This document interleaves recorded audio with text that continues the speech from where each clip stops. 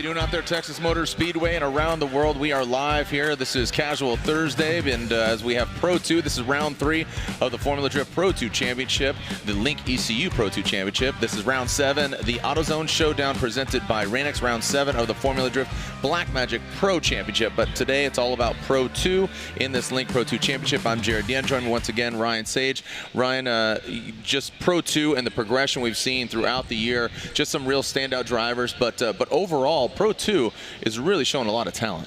Yeah, I think so. I think we've seen a tremendous amount of growth, not only in the driving talent, but the competition that we've seen so far.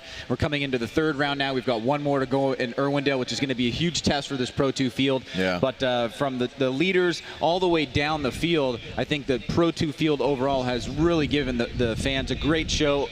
And it's going to be exciting to see which one of those guys decide to maybe go up to Pro next year. Yeah. So we kick things off in Atlanta, most recently round 2 at St. Louis, and here we are round 3. Ryan, how do you think the drivers are going to fare on this big track? I would say it's fairly comparable to a St. Louis type setup, though. I think St. Louis was a good preparation, for those guys. It was a fast track. It had a really fast switchback. So the fastest for all the cars. Very fast and technical. And there's some similarities here, though there is another layout that actually is faster at this track. But there are some similarities that I think the drivers could glean from St. Louis. And what we saw in St. Louis was a real shakeup. And now the championship is super tight. It's really 1 point between Travis Reeder and Dylan Hughes, with Ole Yeager in 3rd place. And those two guys were 1-2 in St. Louis. Riley Sexsmith obviously had a tough event where he went out in the top 16. He dropped down quite a bit. So with only 2 rounds left to go, points are very important here overall for that championship and for guys that would like to take their top 8 finish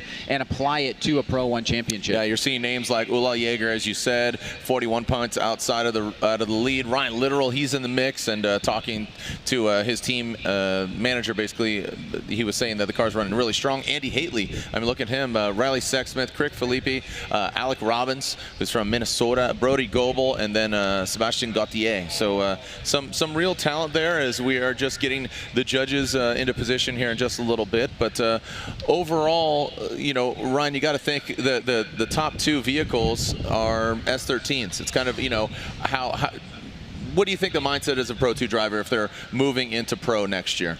I think a really good way to approach Pro 2 is to do it as conservative as possible and with reliability as one of the top focuses in your program. And having a platform like an S13 or something that's super dependable that that you can get parts from, and if you're having attrition throughout the year, it's easy to make those changes. And just getting to the track a lot of times will give you the points that you need, so you don't have a DNF that causes you to lose valuable points. In the case of Reeder and Hughes, they've both have had really dependable programs this year. And I think the way that they're setting up the vehicles is really giving them a little bit of an edge in competition, and also just the fact that they're really pure driving talent. So I think what we'll see this weekend is that on this track in particular, especially through this middle section here, you have an area where it's basically blind in head-to-head competition because of the smoke from the lead position. And at nighttime, it can get really, really treacherous. So drivers really need to focus their time in practice and qualifying to understand where they're going to be on course at any given moment and try to apply that to the darker conditions at nighttime when they can't see. It gets difficult. It gets pretty hairy here. And we've seen one of the worst crashes here was Vaughn when he came to a halt there on that wall. Just bam! I mean, absolutely came to a standstill. But overall, it's a very fast track. It's very fun. I think the drivers really enjoy it. The chase game is very interesting here overall. We're talking about Pro 2 tomorrow, head-to-head competition, then going into Saturday for game day for the Pro Championship. Just real quick on the Pro Championship, things got tighter and tighter. We're talking about the heat for Pro 2, Pro 2 heating up, but in Pro, it's going to come down to Irwindale. Yeah, no, I think it definitely is, and this event in particular, I think is going to be a real test for Frederick Osbo. He hasn't had the greatest results here. It's kind of in the Toyota hometown, but because of the win that he had in St. Louis, he really puts himself in a position to take control of the championship over James Dean, with those 2 guys fighting into it going into Irwindale. And of course, we saw some incredible competitive driving from the likes of Chelsea Denofa and Matt Field, who not only are trying to get up in the ranks, but they also, along with the other 32 drivers, have the opportunity to play spoiler for any one of those guys that's right there at 1 and 2. Right. President of Formula Drift, Jim Lau, put up the Instagram Instagram post and says, "Hey, I wonder who's going to win. You know, who do you think's going to win it and for the championship or something along the lines?" And Ken Gucci says, "Me, I'm going to break up those points. I'll be the spoiler." a little bit more colorful. A little more colorful, but it was. I thought it was pretty funny. I saw that this morning. So definitely, everybody's gunning for it. So unfortunately, we are hearing that a few cars are not running in Pro 2. The likes of Dirk Stratton, who was going for it. He just wanted to drive Pro 2, but we'll see him in Pro, so that's cool. But Brandon Schmidt, Patrick Held, a few of the guys aren't here, and some of the guys are having some issues. So hopefully they get their stuff together. But yeah, Irwindale should be exciting this year, man. I know we're not even through Texas, haven't even begun Texas, but I think Irwindale's going to be really exciting. It'll be very interesting for fans that have been there from year one until now, because there's been a complete facelift at the venue. Oh, really? The way that if you are going to attend, obviously you are, but I'll be there. Talking to the fans, when you walk through the paddock, you're going to experience something completely different than you had in the past because of the way that the track has laid out and the changes that have been made with the new management. Okay. The way that Pro 2 is going to be situated is going to be a lot different than we've seen. Yeah. They're going to be in a completely different compound, and it's going to be open to the general public, so you'll have a chance to take a look at it. But yeah, really excited that Irwindale came in last minute with the saving grace to get us back there, and we're going to be there for the next 3 years at minimum, and we're really excited to get back there and close it out. And it seems like it was just April yesterday when we kicked it off in Long Beach, and here we are, one event left for not only Pro and Pro 2, and finding our way here at a very important final round before the finals for both Pro and Pro 2. Yeah, I'm really excited, and will you be there? Will you be there? I will be there. Yeah. Okay, cool. That's good. I'm glad you'll be there. Glad you'll be attending. I feel like Irwindale and the House of Drift is the crazy ex-girlfriend. You just can't quit her, man. Just come on, baby, come back. I wish I could quit you. I can't quit you. I can't quit you, House of Drift. You sure do got a pretty tarmac. All right, so we are about to see our first driver here.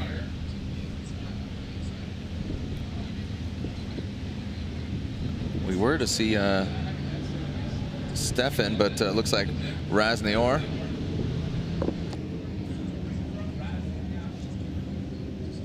It is very rare, the only Mitsubishi Evo, traditionally all-wheel drive vehicle, so it's cool to see the variety of vehicles in both Pro and Pro 2.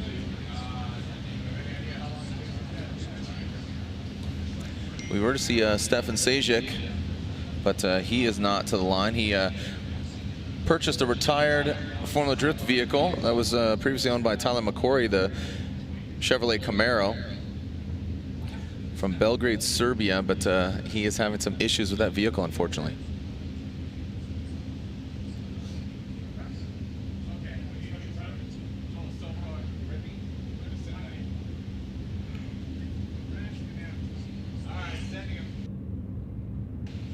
All right, we are sending him. This is our first driver, Raznior, in this Mitsubishi Evo. Raz from Granada Hills, California, coming to the big sweeper. There's that outside zone, throws it in.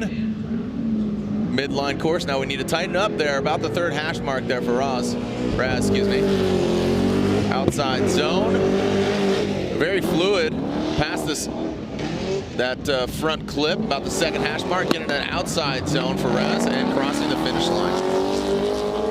Ryan, your overview of this run. Again, that's our first official judged run here for both Pro and Pro 2. Yeah, and one of the things that you'll notice if you are a fan of the series and watched last year, that there is no outside zone after initiation. There's just a latest initiation point, and what the judges want you to draw is a nice smooth line to that first inside clip. You can see Raz is a little bit long there. This is an outside zone here, and that's a touch and go on the other side.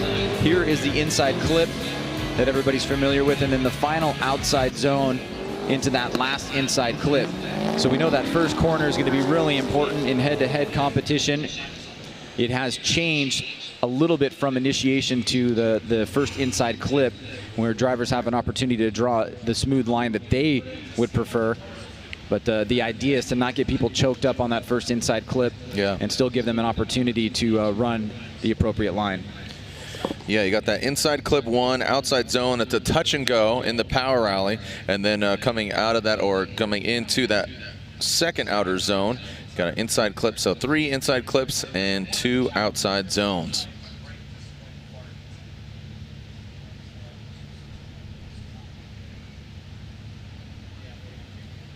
All right. So George Kirikopoulos up next, Link ECU 370Z.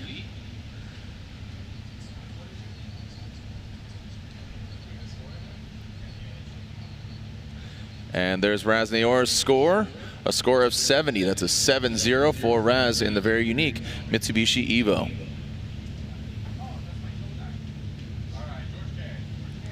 All right, George Kirikopoulos. Simply call him George.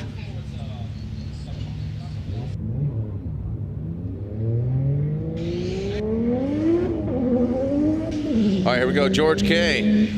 Thrown into the big sweeper. Like Ryan said, no outside zone compared to previous years. Tries, whoa, a wide swing around into the first outer zone. Gets into the box, there's that touch and go. And a big hit by George K. Hard into the tire wall. That is a hard hit there for George K. and that Link ECU 370Z. Oh man, unfortunate there. Let's make sure he's okay. That was a hard hit. Can see him moving in there, so seems that he is okay, but the car has seen better days, unfortunately. So George K. stepping out of his vehicle. What a bummer. All right, so George K. out of the car, and I think more just more being bummed here than anything. Let's take a look at this again here, Ryan. Yeah, you can see he gets a pretty good start here.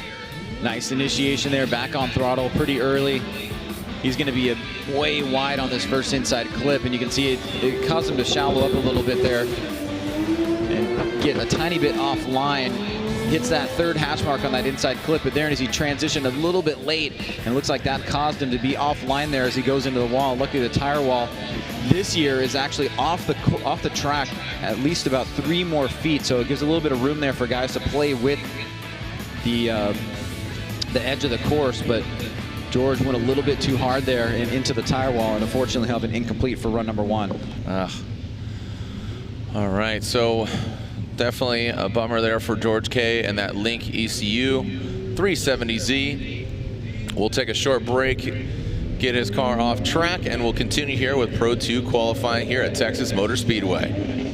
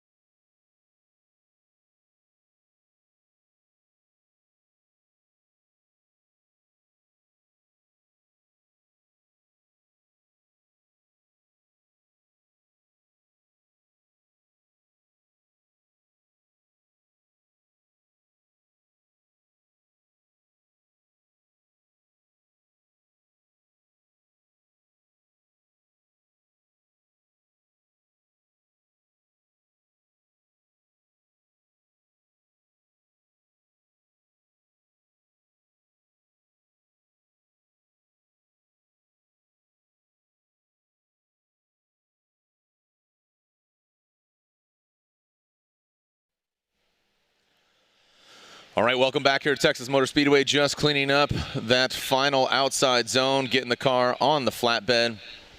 And just really bummed there for George K. I know he puts a lot of blood, sweat, and now a little bit more tears here for George K. put into that Link ECU Nissan 370Z coming all the way from Las Vegas. So if you're just tuning in, let's take a look back. This was our only second competitor here of the Link ECU Pro 2 Championship qualifying.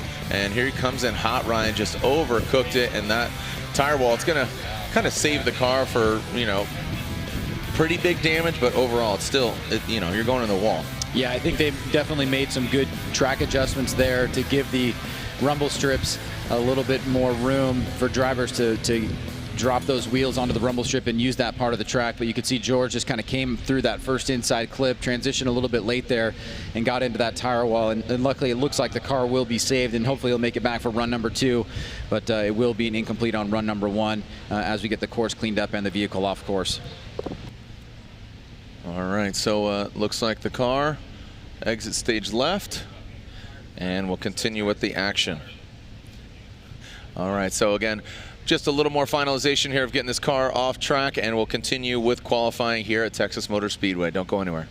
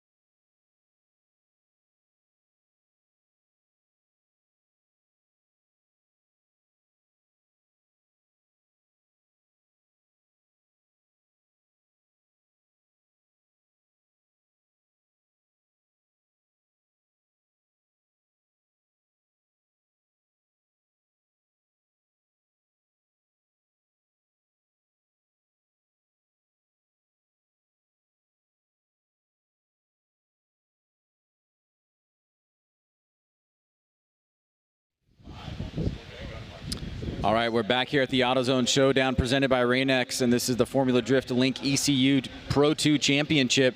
We're learning from the track staff that George K's hit actually moved the wall, and so the track does want us to move it back into place. And from the rain that had been hitting this area a few days before, it accumulated in those tire pallets and actually made that part of the course wet. So they want to dry the track as much as possible to give the other competitors the most fairest opportunity there. And so we will do that and push to one more commercial break and hopefully come back and have competition ready to go after this wall hit by George K gets situated and settled. So we'll take another quick break, but we'll keep you informed of what's going on over here as we come back for Pro 2 qualifying.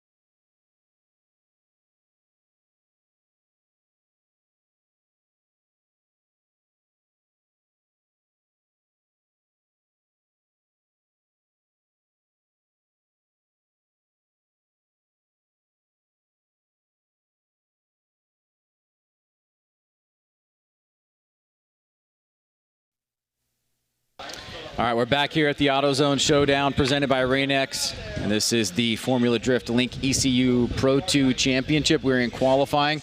We've been given the green light from the track in terms of the wall, but Jared, we are having our competition director, Kevin Wells, go down and actually torch the water that has been thrown out on track to try to get the course as dry as possible, as quick as possible, and so he's a very formidable person in the fire category, and he's going to go take care of that. Yeah, what's his qualifications? What's his qualifications? He's qualified. Okay, all right, cool. Didn't know if there was a school of hard flames or something like that, but yeah, he's cranks a lot of Dr. Pepper and is a fan of the blowtorch.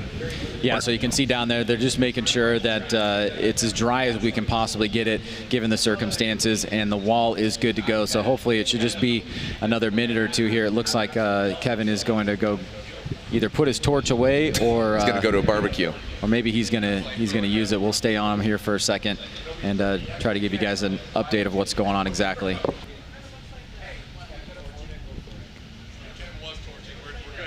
I think Kevin has completed the torching, Ryan. Flame off. All right, so no more torching. Now it looks like we're going to be moving forward. Why was there water? Those aren't water barriers. Was it just in the tires? It was from the rain that had happened earlier, and it had collected in the tires as they're kind of turned sideways. And so when it was hit, water came out. All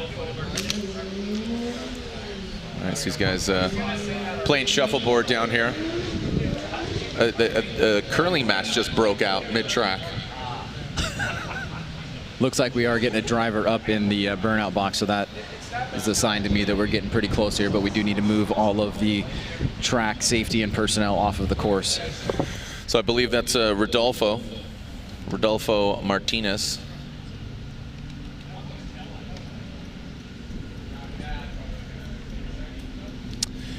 All right, if you're here in the building or if you're across the globe, text MagnaFlow, text MF Drift to 555-888, and you can receive a MagnaFlow exhaust. Win a free MagnaFlow exhaust. That's what I run in my car, actually. Ryan, do you have an exhaust on your truck? On your truck or on my truck? My Tundra. I only have one car, but they always ask me what I drive. Is that what you do your stories in with your boys? Me and my boys. That's when you're in the Tundra. That's the truck. Cool. Yeah, me and T-Bone and Parker Jet singing. Did you see T-Bone knows the words to We Built This City? I did see that. Yeah, that was very precious. Big fan of Starship. We built this city on rock and roll.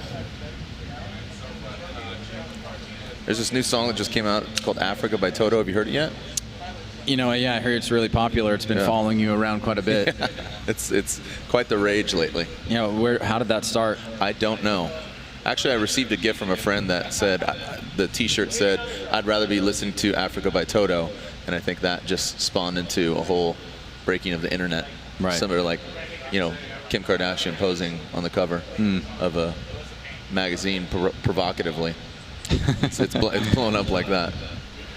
How was Japan, Ryan? Japan was really cool. Yeah, we got into some pretty gnarly weather. There was an earthquake and a typhoon there all at the same time, so that was pretty interesting. Japan knew you were coming. Yeah, it seems like it happens every time. Right. But we got really lucky, like we always have. There's always a window of opportunity for competition, and we were able to get it done in relatively dry condition, at least for the main show. So that was really important. And you know, for fans of the series, the final run. Mad Mike broke his car on his chase run and lost there, so he wasn't able to extend his championship lead as much as he would have liked. But with one round left to go, he's got Andy Gray and Sheng Nian that are still pretty close. But who jumped up was Shinji Minowa. Yeah. All the way up to second place. Yeah. And so I think he's within 30 points now. Oh, really? So yeah, it's going to be the lead of Mike. Yeah. Wow. Yeah. So Mike, he's not taking it easy. He's going to have to push. Yeah, and it's a really fast course. It's really exciting, and you know, you've been there, so you know exactly how it all works. And hopefully it doesn't snow, because last time I was there, it's the first drift event I've ever been to. It snowed. And that's at which track again? The final round? Okayama. Okayama, that's right. I definitely always butcher the pronunciation of that name. Okayama. Okayama, guys. Okay. Welcome out to Okayama. All right, looks like we're good here. They have a great ramen all across Japan. I seriously crave that ramen. Stephen Brooks craves it as well. He's a big fan. Right, Stephen? Stefan, you're right? Stefan Brooks. I don't know why I said Stephen. Known you for so many years, and I called you Stephen. I'm going to call it Stephen Papadakis. All right, here we go. And looks like sputtering there. And yeah, this is definitely going to be an incomplete run there, unfortunately, for Rodolfo Martinez. Yeah, and I'm not sure if you mentioned it, but tough break for him because he already did call his competition timeout. I did not mention it, so I'm glad you did. And that is the one and only competition timeout that he'll have. So it's really going to come down to the next run and whether or not he's going to make it into top 16. Rodolfo Martinez, unfortunately, will have an incomplete run on his first run. I'm sure he's going to go over there, try to thrash on the car, find out what's going on.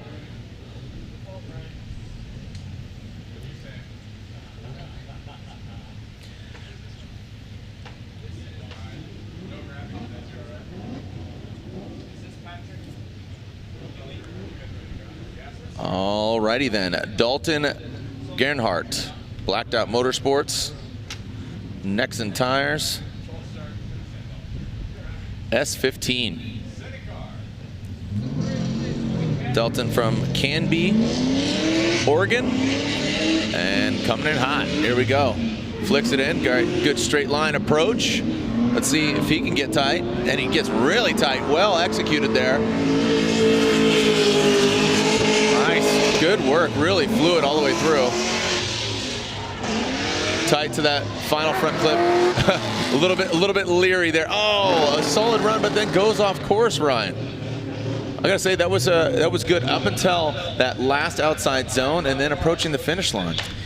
Yeah, he was putting together a pretty decent and would have definitely been a scored run. That would have been something he could have built on. If you watch here, he gets a little bit of a late initiation. The last standing cone there.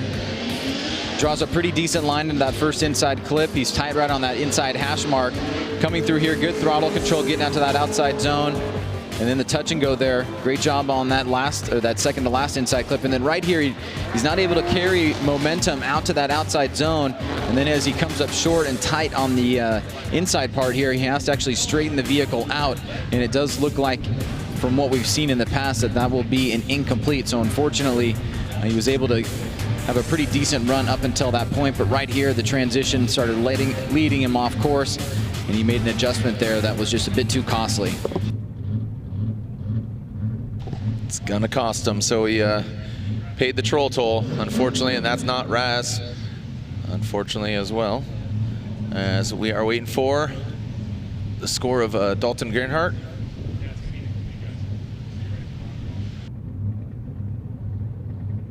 All right, Ryan, we are finding out from the judges. They are saying it is an incomplete run. Lantaine, why? I mean, pretty sure I know why, but why? Why ask why?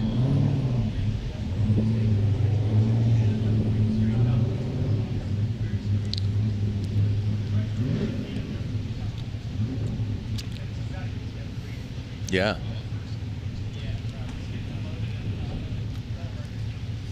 Bummer for him, but good news is that he does have another run. So looking to see Dalton put it together. He had a really great approach, like you said, Ryan, on that first front clip.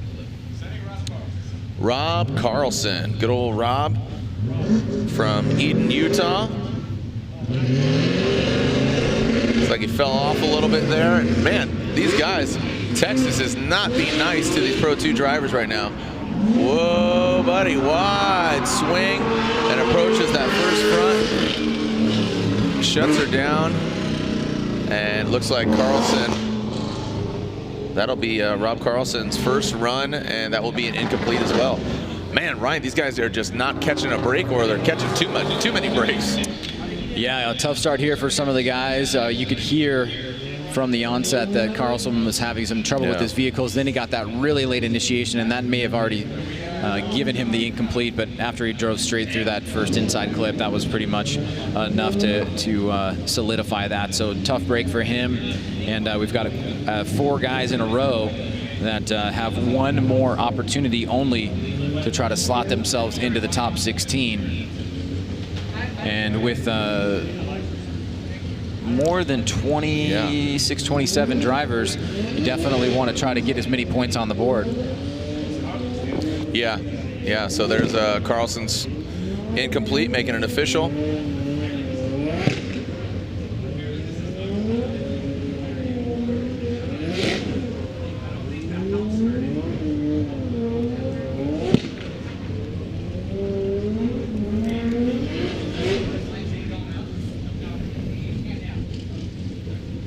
All right, next up, Shawn Adriano, excuse me. Works on Michael Essa's team, and Michael Essa, former champ, he is a spotter, so get some good advice. Quite a few drivers are spotters for their Pro 2 competitors. Here we go. Great looking car. I'm always a sucker for camo, so I can't even see it. All I see is wheels, a couple stickers. I'm just kidding. All right, so here comes Shawn. Nice job. Tight, about the third hash mark. Ripping through the power alley. Nice job. The touch and go inside clip now to that outside zone, gets all the way out there, flirts with those tires. Oh, and then what the heck? These guys are having a tough go here at Texas, Ryan. Yeah, another one bites the dust. And for Shawn, that was a pretty decent start. You'll see he's going to initiate right here at the second standing cone. He's going to get back on throttle relatively early. He's going to get off throttle here, trying to make some adjustments, so a little bit tentative. But as he comes through the power alley, he's really going to get on the throttle, get out to that outside zone, get out to the touch and go pretty well, hit that inside clip. And now as he transitions into this outside zone, looks like smooth sailing from here, but you can hear the car was banging there for a second, making some noise, and then he pulls off the course and gives himself an incomplete.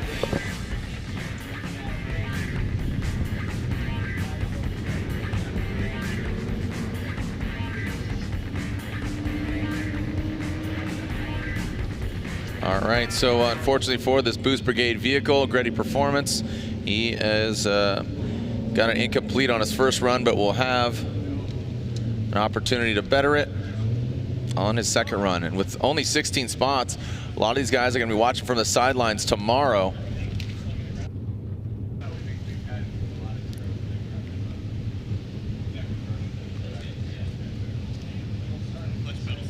Oh no. Finding out from his spotter, as I was saying, Michael Essa, he said his clutch pedal stuck. So you kind of need that, All right, here we go, pretty Ricki Adams. All right, so Ricki Adams comes in. Very fluid, but way outside and way long. The outside zone, into the touch and go, hit it and quit it. Now dials it in about that second hash mark. Let's see if we can get a driver doing a full pull here. And we do. Doop-a-doop-a-doo. Walking right up to the line there. He kind of flirted with a bit of straightening there. Lost a lot of angle there going to that finish line. Well, he just initiated the last standing cone. You can see he gets back on the throttle, puts some angle in the car, but he's going to way overshoot this first inside clip. So he was actually running an outside zone there. Gets into the second out, or the first outside zone a little bit late. Now right here, this is where the troubles start to manifest. He comes out of that last outside zone right here. He starts pulling angle out, but he keeps I think he keeps enough angle in those front two wheels to give himself a scored run. I think the judges are probably going to allow that, but it's not going to help him, I think, in the overall if many of the other drivers score above, say, 70, which is where we've seen some of the cutoff being for Pro 2 overall. But nonetheless, we've got a score for him coming in, it looks like, and we'll see where it falls.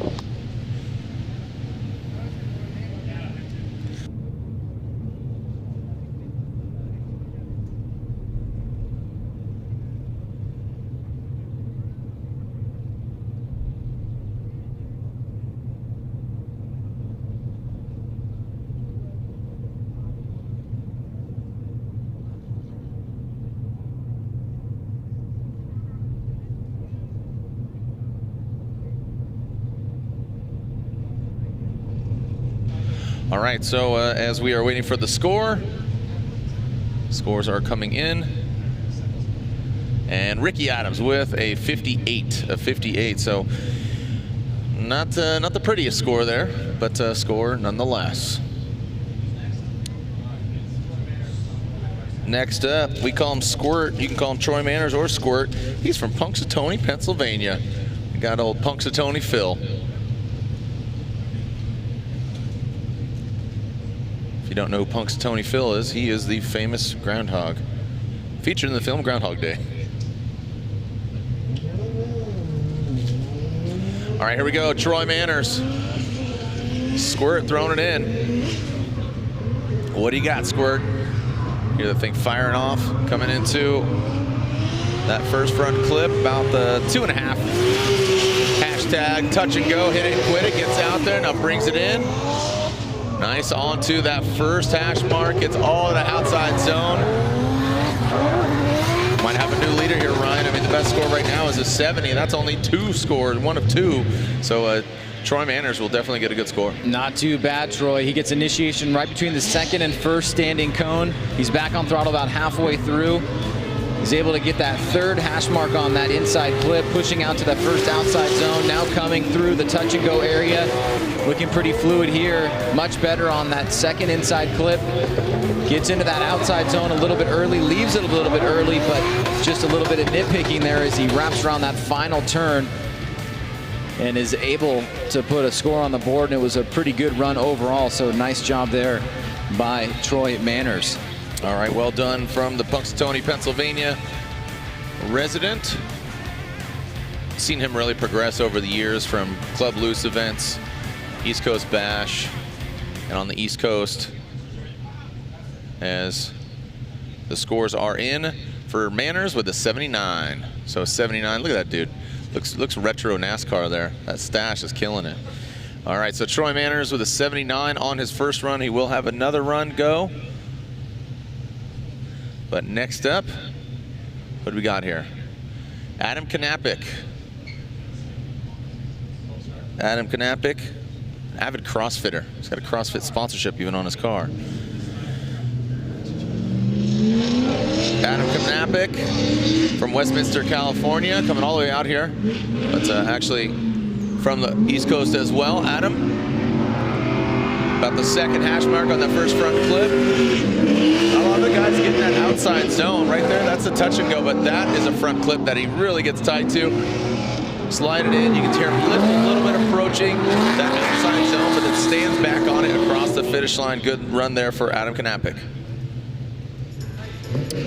Let's take a look at this again here, see where he initiates at the 3, 2, 1 standing cones there. Lets it float out a ways before he gets back on the throttle, so you don't see the smoke line until before that first inside clip. Hits that first outside zone, now transitioning. You can see a little bit of shakiness in the front wheels.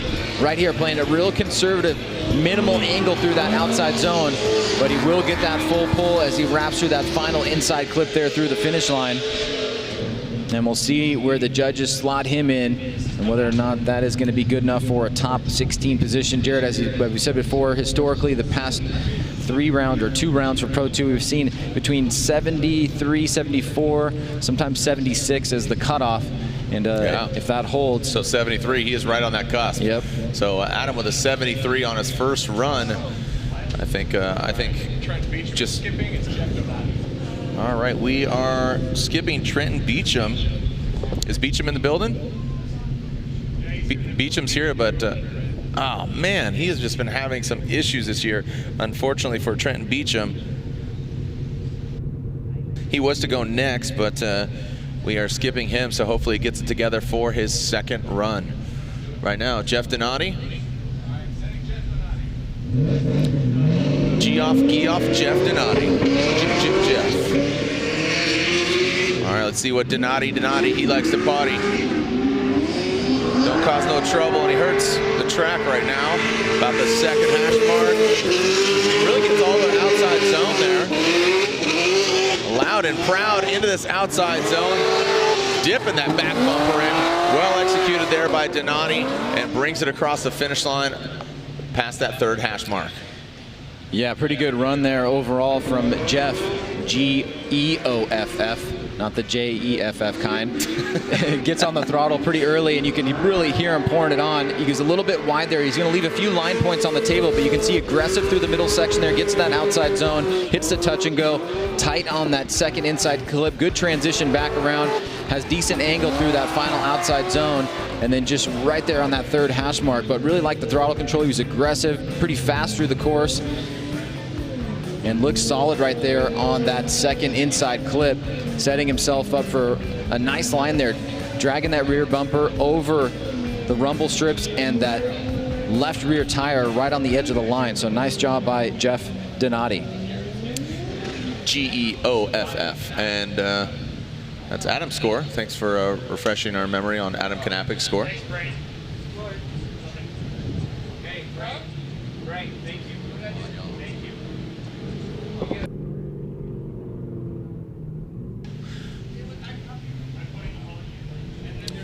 All right, as we are waiting for Donati's score, up next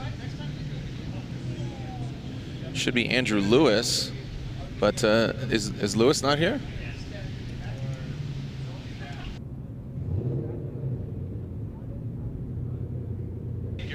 Okay, thank you, sir. Just getting some clarification. I didn't think I saw Lewis. He is on the starting sheet, but he is not here at round 3 of this Link Engine Management Pro 2 Championship.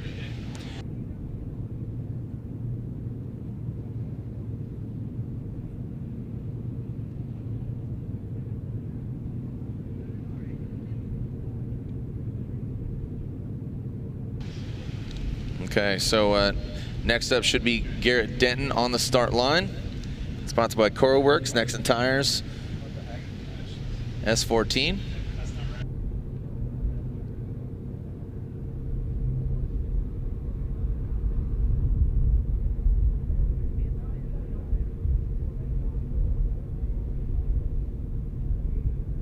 All right, Ryan, we are hearing an 80 there for Jeff Donati. So it's an 8-0 and 80.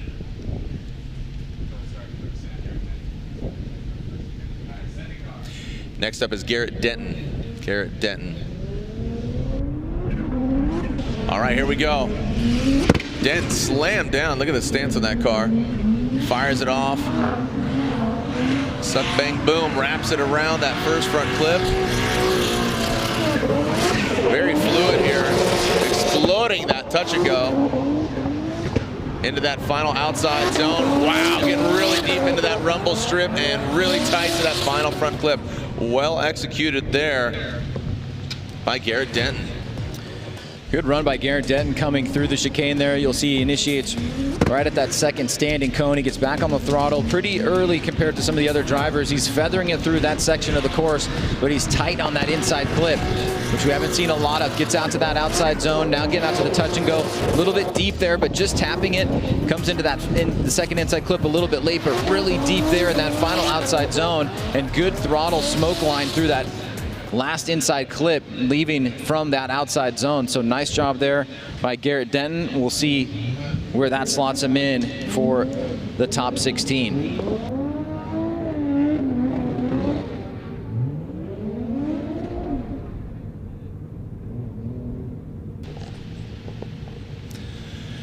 All right, so as we wait for the score for Garrett Denton, up next, David Metzger, BC Racing, Achilles Tire, Nissan S13. Track cleaned up, utilizing our Toyota track vehicles. Nice little TRD Pro Tacoma there.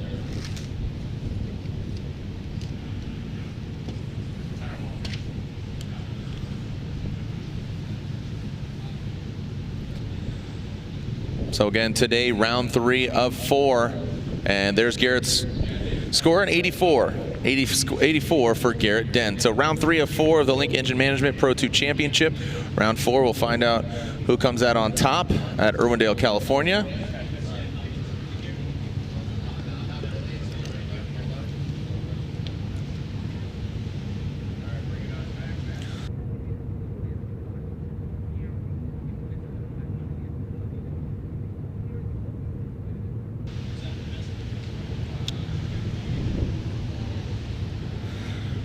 Taking it to the streets.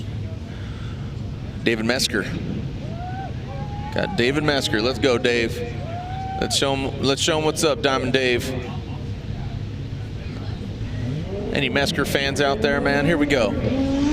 All right, Metzger leaving the start line. Woo, nasty little flick there. Look at the flick of the wrist. Swings it wide though, does not get tight to where he should be. Not very deep, very aggressive and fast, but might overcook it here. No, he does not. So Ryan, very fluid, very fast, but he's not putting the car in the right places. Let's take a look at Metzger's run here again, Jared. You can see that faint initiation there, right into it, but a lot of guys struggling with this first inside clip, going way wide there. You can see I pull a little bit of angle out of the car and pushing too hard in certain areas of the course, like right there on that second inside clip, because he's not able to get out to that outside zone. So definitely leaving some line points on the table overall, but he will get that scored run. Here's that initiation, just right there at that last standing cone. And we'll see where that puts Metzger, whether he's going to be inside or outside the top 16 after run number 1.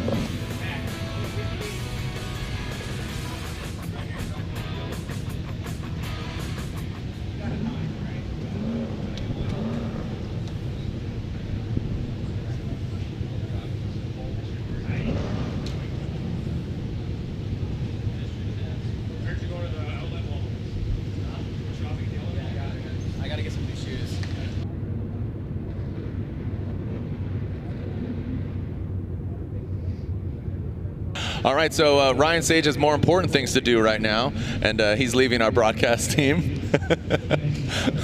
I'll happily trade an American Ryan for a Canadian one. Can you speak French the entire time, Lantain? Mon petit chou, that's all I got. It's pretty good though. Yeah, mon petit chou. Yeah, makes me feel warm inside when you call me your petit easy. chou. I'll make you. Yeah, all right, we'll just leave that. Yeah, it's a family show. I'll make you feel warm. I'll buy you a blanket at that outlet mall that Ryan's going to go to. Yeah. Why you got to throw stuff at me, buddy? I was going to say our friends over in the spotters tower over there are probably laughing at my French. If he's even paying attention. He's not even paying attention. Nobody's paying attention to us right now. No, that's good. We're talking to ourselves. Yeah, it's good. That's all right. So who's our next driver? Our next driver should be. Is that Jonathan Herst? A 67 for Metzger. 67 for Metzger. Next up, Jonathan Herst. Jonathan Herst. Jonathan Herst is on the line. Kelsey Rawlings. What was that score again for Metzger? No, I'll call it. It's okay. What was Metzger's score? 67. 67. Thank you, sir. Yes. Don't put up another score. No, he's putting up. Senate car. Oh, Popper's fine. All right, here we go. Jonathan Herst, the Dynasty G37. You can see the attitude of the car, kind of lunging forward. See some wavering there. Into that outside zone, into the touch and go. Whoa, buddy! Little rally cross. Flicks it in. As Mr. Herst. Oh man, he needs to go more rally car than drift cars. Also, typo on the, it says Dynasty. Spelled Dynasty wrong. I'm just kidding. Nice play on words they have there. Dynasty. All right, so Ryan Lantain, that's going to be incomplete, huh? I believe that will be an incomplete. He wasn't doing too bad at the initiation point here. Got the car to angle. This has always been a tricky part for drivers to come around this first corner and get that inside flip. And then after that, he managed to drop a tire and went, I think, 2 wheels off there at the touch and go area. Unfortunately, once he came around here, it was very, very early on outside zone 2, and it caused him to not have enough momentum to get around the last corner to inside clip 3. So he straightened up and went 4 wheels off, and that will be an incomplete for him. Oh man, it's bummer. Yeah. Oh. This track, you need to be very wide everywhere to make it through properly. The problem is if you just make that slight mistake, you're going to be dropping a tire, and it's going to drag you off and cause your line to suffer throughout the rest of the course. And that is an area right there where you don't want to err on the wide side. Yeah. He just was early, which caused him to then not have enough momentum, like I said, to get around that last corner. Well, it's very nerve-wracking to go through this course. You need to initiate as gangster as possible, then you get tight, but then rip through, and then the most precarious portion of this track is that outside zone, and it could end your run. Yeah, and you need to carry a lot of momentum through there too, and it's an area where it's very difficult to commit to that kind of speed and momentum carrying in that area, so it can really bite you. There's teeth on that wall? Yeah, there are teeth out there. I think George K unfortunately felt them earlier. Oof. Yeah. But, I think he's okay though. Looked like he had a little sit down after he got out of the car, but I think he's all right. Yeah, no, I think that was just more emotionally bummed and upset. Yeah, hope so. Yeah. That was a hard hit. It was a hard hit. The car spun around. I know, you know, a former DMCC competitor yourself, Driftmania Canadian Championship. What was your best results at DMCC? I got a big old third in Toronto once. Ooh. Yeah, third place. Third, on you the don't podium. say. Yeah, I beat Second Pat place Sears loser. somehow. Yeah, I think Pat Sears broke though. That's how I ended up there. Oh, Pat Sears broke. Well, if they say, you know, you can't. I'll take what I can get. If you can't drive, teach, or instruct. Yeah, here I am, judging. All right, here we go. Kelsey Rawlings, the only female in competition. That was a big understeer there. Yeah, massive understeer from her. This 14 powered S14, romping its way through. Look at the attitude of the car. Getting real floaty there, gains a lot of grip, and shortens her up there for that outside zone. Lontaine. This is we're gonna have to take a look closer at this to see how straight she really was. On first view from way over here, it looked like it was a pretty big understeer, but I want to see the replay. Yeah, the wheels are turned the other way there for a minute. So I'll have to confer with my other friends over here, but the rest of the run didn't do too bad through the rest of the track. She was off a little bit on a couple of clips. This outside zone here was missed for the most part. She just kind of got into the latter, maybe third of it, and then ended up pretty close to inside clip number 3 before the finish line, or at the finish line, I should say. So if you watch the front wheels here, she should be at angle right now, but she's actually turning towards the right. Yeah. So it was a pretty significant area there where she was understeering for. So we'll have to see what the other judges feel about it.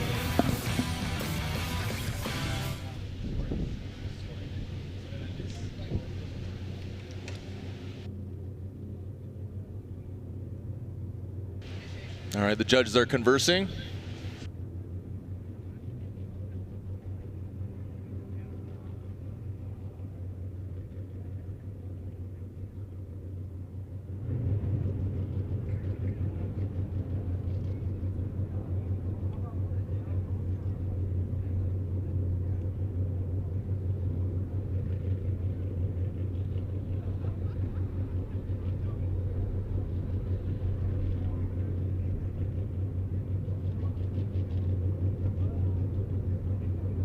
All right. Shout out to Jason Main.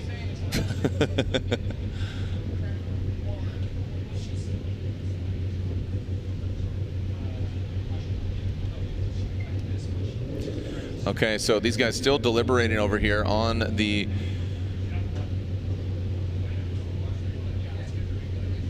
all right, so yeah, let's take another look here at the replay. They're really deliberating here. So initiation here. You can see the attitude of the car, kind of nose in, back up, and then go back on.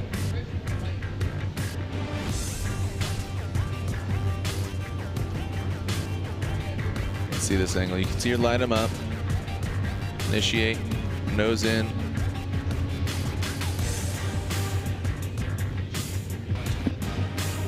Yeah, what we're really deliberating here is, of course, when you make one call for one driver, it's something that's going to set the tone for the rest of the event. So we're just trying to make sure we're being fair with what we're seeing, and we're going to make the right call. Yeah, it was very, the car was straight, but the front was understeering. The question was the car at angle with a bit of understeer, but it was unfortunately, the car was at a 0 angle at that point in time and just understeering, so it has to be an incomplete. Unfortunate there for Kelsey Rawlings at Top One Oil, Ford Power Plant S14. All right, Kendrick Meyer. All right, next up, Kendrick Meyer. You can see our Link Pro 2 qualifying board. Denton leading the pack, Donati there in second, Manners, Knapik, and Raznior. Love this car. Definitely always have a soft spot for E36 drift cars. Kendrick Meyer, about the 3rd hash mark, winding it up. Well done there by Meyer. Into that last outside zone, Mr. Meyer. Past the finish line and that final front clip.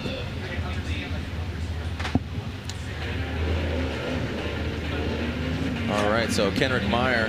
Unfortunately, his commitment score is going to suffer a little bit here. So he did get the car to angle all right. He was on throttle. He got out just, between the 2nd and 3rd hash mark there on inside clip 1. The big problem here is the huge handbrake pull at the touch and go right there. You can't see it in the replay, but the car stalled up pretty significantly, and he had a large handbrake pull. So in terms of commitment, that's an area where you're supposed to be on throttle, where you're really going to be carrying your speed through inside clip 2 to outside zone 2.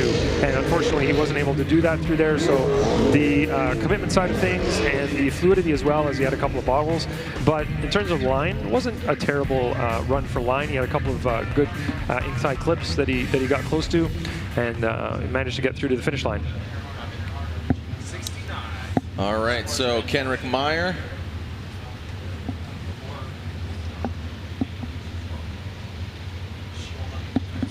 So he has a total of 69 points.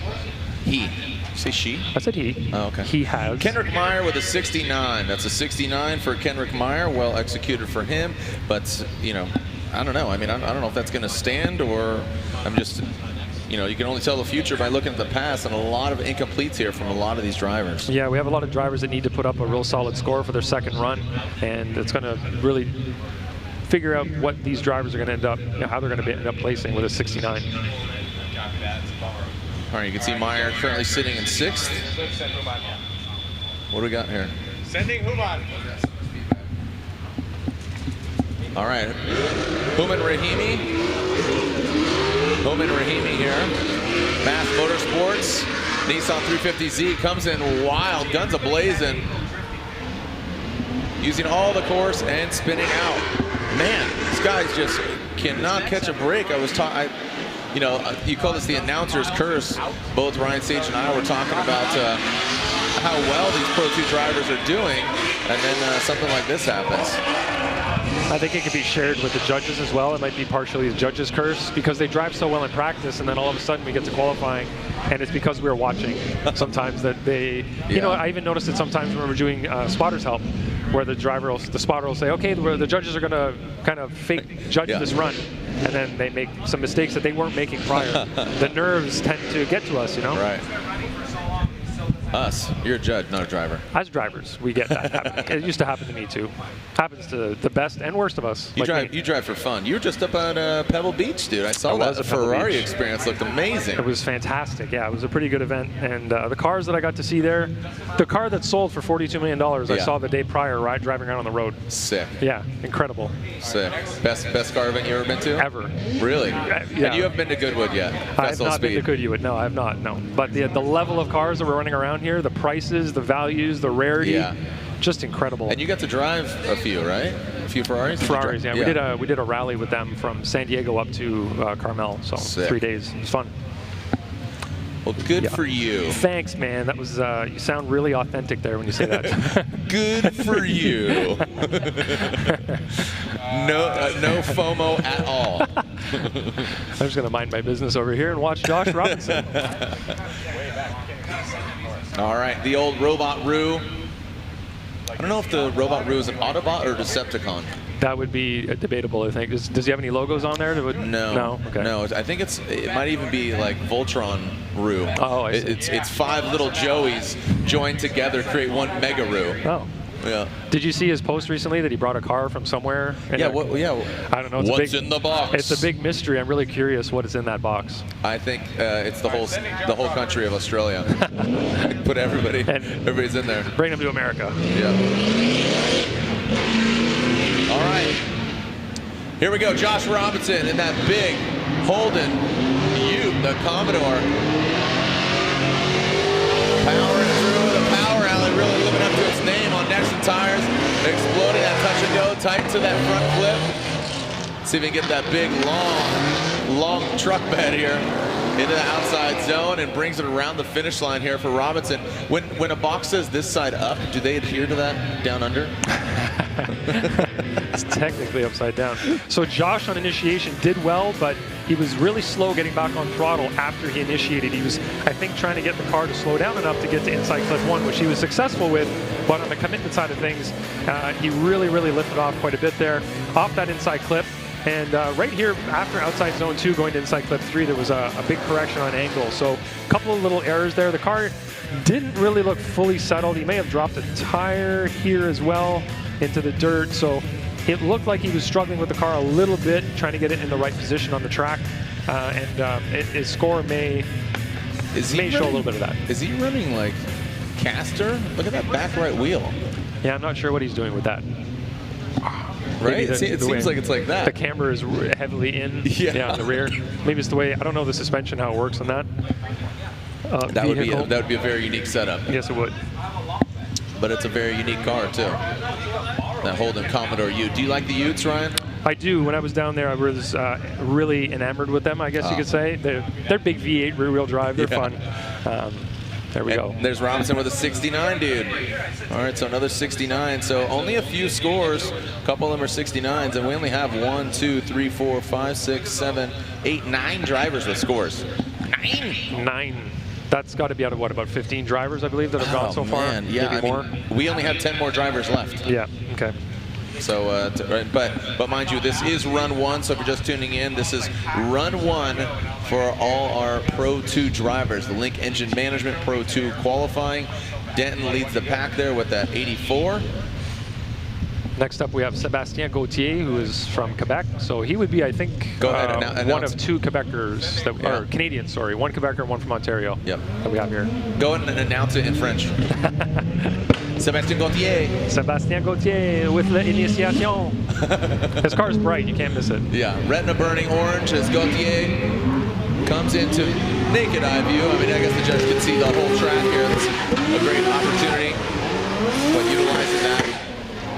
Instant replay, and Gautier really deep in an outside zone, flying through the course as Gautier about the 3rd hash mark around that final clip.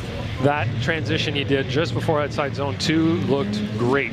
That was his rate to angle was pretty great. So let's watch outside zone 1. Not a whole lot of angle, from initiation to inside clip 1. He was off that clip a little bit. Pretty good here through the power alley. And as you see him come by inside clip 2, off that a little bit, but that transition was really good. It may have gone slightly to too much angle, and it slowed him down a little bit.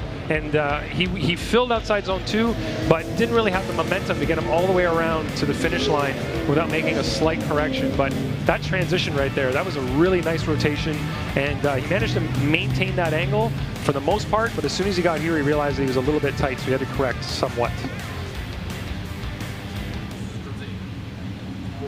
All right, Sebastian Gautier waiting for his score. As I was just saying to Ryan, we have 10 more drivers left. Now down to 9. I made a mistake. There are 3 Canadians. Brody Goebel's from Vancouver, so he's from BC. He's up next. So dude, your fellow countryman. I know. 73. And there's Gautier with a 73. A 73 for Sebastian Gautier. And Brody Goebel. Brody Goebel. Yeah, Goebel from Vancouver. Yeah. Let's call it Seattle North. Yeah. It's very similar in terms of the feel, the weather, everything, the scenery, for sure. Yeah, my wife goes crabbing off the coast there. Yeah, they have Dungeness and Red Rock crab up there. Delicious stuff. And what's odd to us, I live on the East Coast. You're not allowed to fish any seafood at all without a very serious and expensive license. But on the West Coast, you can get a license at a corner store, basically, and you can go fishing. Wow. So anybody can go do that, which is really nice. Yeah, she'll come home. She'll carry on a box with dry ice with crab, bring it home. So the stuff that she... Yeah. Actually, she goes with an associate of hers, a worker, and he lives up there in Seattle, and basically they'll go out and get the pots, and he's backstock, so he's kind of refilling replenishing the stock of crab. Here we go. Brody Goebel, always a fun driver to watch. One of of the coolest looking cars as well. I just feel like Brody Goble's got styles for, not miles, but miles of styles. We'll see him in a little bit. Goble, yes sir. Hammering down. Really putting the foot to the floor. That lift there. Quickly, but back on it. And takes out the finish line.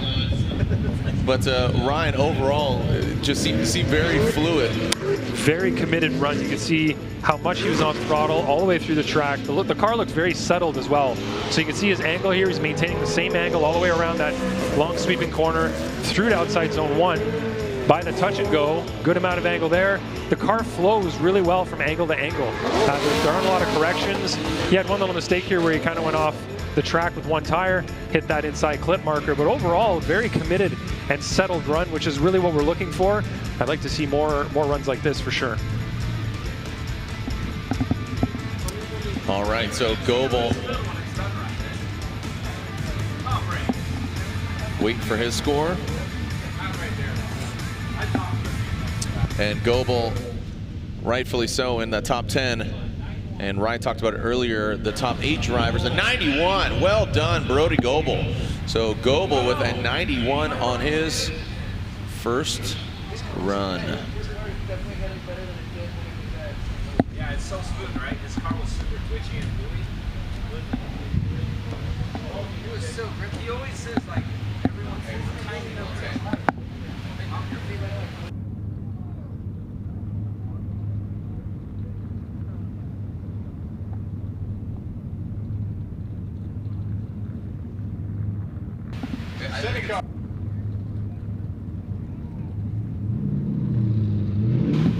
Alec Robbins up next. All right, thank you, sir. Alec Robbins, yes, sir, from Minnesota.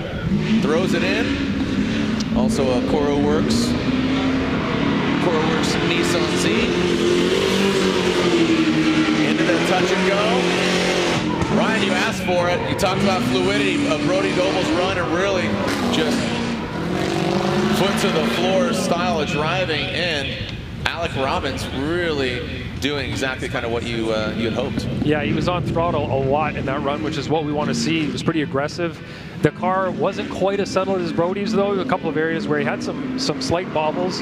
Right here, he's doing pretty well through inside clip 1. He lost a little bit of angle just before outside zone 1.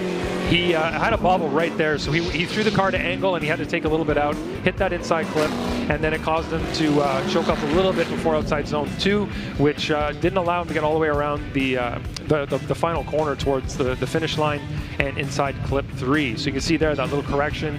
He really hit that with the middle of the front bumper, so it wasn't just a slight tap. He was off quite a bit there, but managed to get across the finish line at angle and pretty close to that last inside clip. Yeah, he didn't just nick it. He center punched that thing. Yeah, so he did. Boom goes the dynamite. All right, so Alec Robbins waiting for his score. CoroWorks, Achilles Tire, Nissan 350Z, and Robbins still a solid 74. 74. So 74 right now gets you into 5th position, which I guess that's about right. That's about average, what we generally see at a Pro 2 event. Yeah, Ryan was saying about 73 to 76. That's kind of the top 5 range. Okay. Next up, coming to us from the Bay Area, Vallejo, California, home of E40 and Crick Filippi. Fitzgerald glider kits, Nexen tires, S13. I know at St. Louis, him and his whole team were having a blast, just having a lot of fun, just happy to be out there, and the car just is getting better and better with every round. He's definitely got a big heart. His heart is all in it. So here we go. Here we go. Crick from Vallejo, California initiates. Good rate to angle, massive angle there. You can see him counter. And really missed, no corrections from him. Wow.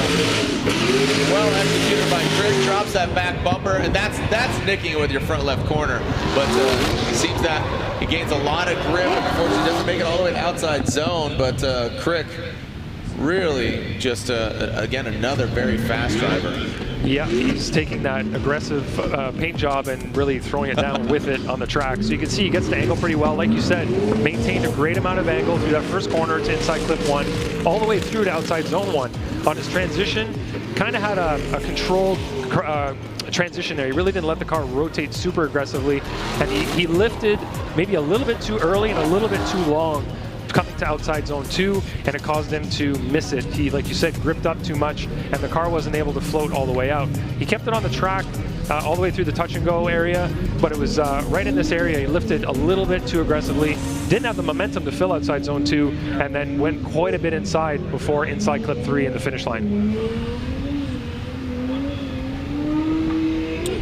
Warming up his tires in that burnout box, Riley Sexsmith. Oh, there's another Canadian. That is our third Canadian. Yeah, that would be him right there. And there's Crick with a 74. A 74 for Crick Filippi. So a lot of 69s and 74s being given out here today. It's funny how it goes. We generally end up with some popular totals somehow, even though we're giving our individual scores. It's all fixed, right? Oh boy, here we go again. Sticking to the script. Conspiracy theory. Yeah. Input X-Files soundtrack. Here we go. This is Riley Sexsmith, 2JZ, Toyota 86, NV Auto. Past the first front clip, about the 2.5 hash mark. Outside zone. Really whiz-banging his way through that power alley, but forgoes that front clip, inside clip, but dials it in on the outside zone, and then crosses the finish line as Riley Sexsmith. Another Canadian, another fellow Canadian there for you, Ryan. Yeah, Riley today, even in practice, I haven't seen a performance from Riley today that I'm accustomed to seeing from him. He's driving very aggressively. He's just not as precise as I've seen him in the past. You can see there he's off inside clip 1. He drops the tire on outside zone, or sorry, touch and go area, which causes him to miss the inside clip number 2. He does pretty well in outside zone 2 though. He gets all the way out there, fills it fully, and pretty tight on 3. So a couple of little errors throughout the course, a couple of things. He had a bit of a lift there just before inside clip 1. I guess he was trying to get the car to grip up a little bit so we get inside to that inside clip, but still went a little bit wide on it. Punts that cone out of the way. Our crew's getting the track back up to snuff as Andy Haley, long time. It's funny, I was looking at the points earlier today, and it says Andy Haley is a rookie in the Pro 2 Championship, but I guess that's just because he hasn't seen competition in some time, but he is no stranger to Formula Drift. 79, so Sexsmith, look at that regal beard. I just wanted, you said you were cold earlier, you get cozy in that thing. Looks like a bird's nest on his face, looks amazing. Very neatly coiffed. Oh. We were talking about that. I was talking about that in England at Drift Shifters, the other announcer. How many French figures of speech we actually utilize? Oh. I mean, is that passé? Well, here we go, Andy Haley. Andy Haley, and what I like to call one of the prettiest cars out here. So out of the gate, Andy, you saw him try to correct and wrap around that first front clip. Interesting. Oh, yeah. I was actually right when he locked up his back wheel. Kind of saw some wheel hop there from that back left. Don't know if suspension or if I just kind of imagined it, but unfortunately for Andy Haley, that's going to be an incomplete. He is currently sitting fifth in the overall championship. Yeah, as you can see as he's driving up to the initiation point, he had good speed coming in. His initiation was okay. Everything looked great. Then he over-rotated the car and had to really slow down a lot to not spin out, and that caused him to really lose momentum throughout the course. At this point, I'm not sure if it's a mechanical issue or a misshift or something that happened there. It looked like he was back online, and he could have made it around that corner by inside clip 2, so I'm not sure what occurred there. It looks like it may have been some kind of mechanical malfunction that caused him to not be able to complete the course.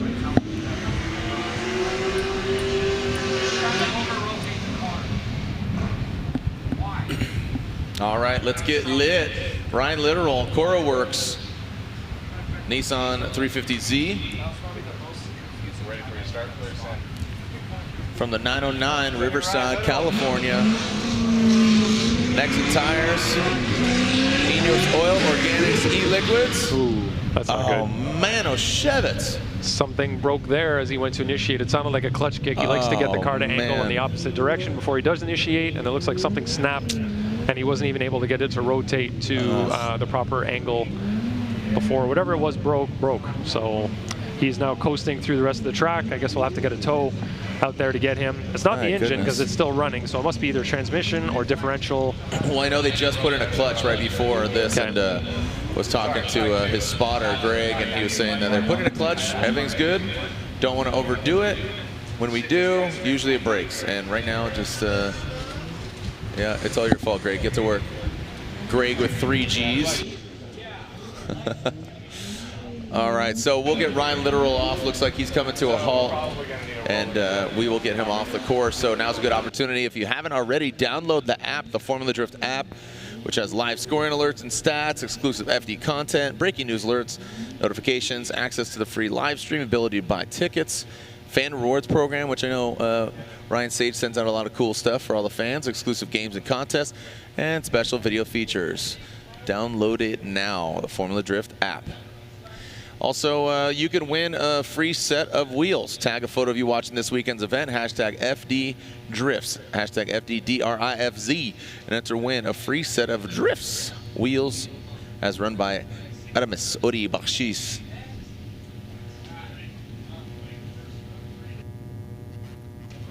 All right, so we'll get Ryan Literal off course here. When we come back, we'll continue with the Link Engine Management Pro 2 qualifying.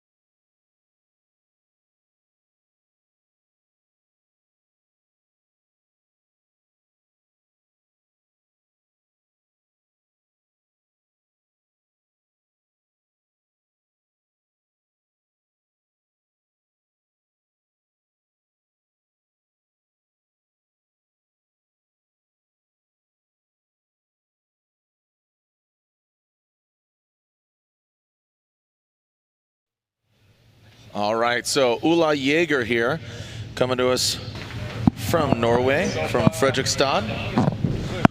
Ola Jaeger and the Team Japan Auto Nexon Tire Toyota Supra. Here we go. What's that? That's how they say it over there. Supra. Supra. All right, here we go. Ola Jaeger, who's currently 3rd in the standings. He had a victory earlier this year as Ooh La La comes through that power rally. Very smooth from Jaeger. Tight to that final front clip and then brings it in, or second, I should say. And around the finish line. So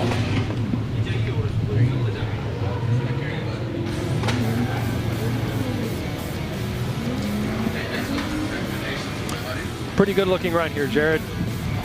Good initiation. The angle he was carrying throughout, or the first corner to inside clip 1, really smooth. Filled outside zone 2, inside zone 1 really well. The only thing I saw was his rotation was a little bit slow going to outside zone 2. Could have been a little bit more dynamic. Could have been a little quicker. The rotation could have been faster. But overall, did a really good job. Kept it pretty clean. He missed inside clip 1. He was off a little bit on 2. But overall, pretty smooth run, pretty clean. And should give him a pretty decent score, I think. man, you're just real judgy right now. Why are you so judgy?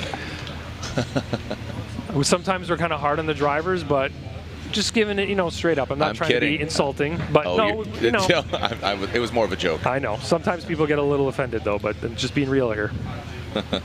Real in the feel. Real. All right, so Jaeger. What was that score there? That was 83. 83, thank you very much. Yeah. Steady car. Literal had the incomplete run, so right now, currently second in points, the dozer, Dylan Hughes. DU, NOS energy drink, Advanced Auto Parts, S13. Ooh, just barely shaking the boots. Listen to that exhaust note, just absolutely just humming. In this outside zone, puts the car in the right places. Man, Dylan Hughes just put on a clinic, well executed by Dylan Hughes. That was a really great run. If you look at what he did for that first corner to inside clip 1, that has to be one of the best lines we've seen yet. Look how tight he is on that inside clip. Just tapped it. Yep. That was really, really well done. Outside zone 1, nice and wide. Did pretty well on the touch and go. Right on that on the 1 mark, basically, on the inside clip 2. Deep in outside zone 2, really tight on inside clip 3. Like you say, put on a clinic here. This is a very clean run. He was aggressive on throttle, wasn't lifting where he wasn't supposed to. Look at that, the precision. Smooch. Just tapped it, it didn't fall over. That's how we really want them to be getting around these inside clips and outside zones. And his transitions were pretty quick. Great rate to angle as well throughout the run. Well, I was talking earlier about Michael Essa and Shawn Adriano, his spotter being Michael Essa, former champ. Well, Dylan Hughes, his spotter is 3-time champ Chris Forsberg, so getting some sound advice there from the champ. So 93 there for Dylan Hughes, our new leader. So well done. One more driver left for only their first run. Still a whole nother entire run for the whole field. This has to be one of the gnarliest qualifying sessions we've had in terms of cars braking and incompletes just overall. It's been really rough on these drivers for the first lap of their qualifying. Hopefully in the second lap of qualifying, it'll be a little bit smoother for everybody, and they can get through the entire qualifying session whole. Reader damn near killed her. Steady car. Travis Reeder here, leaving the start line, our current points leader. And here comes Reeder. Good fluidity from him. You can see him, the car very settled, quickly, boom. Gets to that angle, powers through, transition to that power alley. You can see him working the wheel a little bit, punts that front. I'll have to take a look at the replay. At what point did he punt it? Was it centered like we were talking about earlier with Haley, or Robin, excuse me, or did he just nick it? But quickly gets settled right out of the gate on that big sweeper approaching that first front clip. Pretty good job through the first corner to inside clip 1. You can see he got close to inside clip 1 as well. Not as close as Dylan Hughes did, but still pretty good. Nice and wide to outside zone 2, or sorry, outside zone 1. Kind of missed the touch and go, which caused him to be really far inside for inside clip 2. Outside zone 2, really well there. and finished off pretty strong. Now, the one thing that I really liked from his practice lap, so that his commitment was really high through this area. He was looking, I believe, the best out of all the drivers from inside clip 2 to outside zone 2. But this time, the fact that he missed the touch and go caused him to be way inside. He had to grab a handful of handbrake and ended up making a mistake there. Still gets an 86, a solid score for Travis Reeder, an 86. He's got to be feeling a little more comfortable now, getting a score on the board. All right, so Stefan Static, the Camaro, calling 5. Okay, so Stefan Static, who is from Serbia, Belgrade, Serbia. He has the Power Stop Drift Team Camaro, formerly campaigned by Tyler McCory. He has called the competition timeout, so he has 5 minutes allotted. Right now. Cedric called 5. Roz is on the line right now. Raz Nayor on the start line. Yes. Yeah, this is Roz. All good? You good? Car 26? Okay, perfect. It's good to see those cars being recycled, though. The Evos or? No, the Camaro that Tyler yes, McCory yes, yes. sold, and now it's being used in Pro 2. It's good to see these cars continuing a competition. Yeah, no, I know. I spent last weekend with Chelsea Denofa and Von Gett Jr. In Charlotte, but basically Chelsea was saying that he's doing some clinics with him. He's doing some driving. So, anyways, we'll get to that in a moment. But yeah, here comes Raz Nayor, the Mitsubishi Evo. Not the all-wheel drive kind, though. He rips it into the front clip, but does not get very close. You see the red wheels standing out. You saw a quick little correction right there as well as I was talking. Into that power alley. Flicks it into the tire wall. Still a little timid of that wall as Raz Nayor. He did have a 70 on his first run.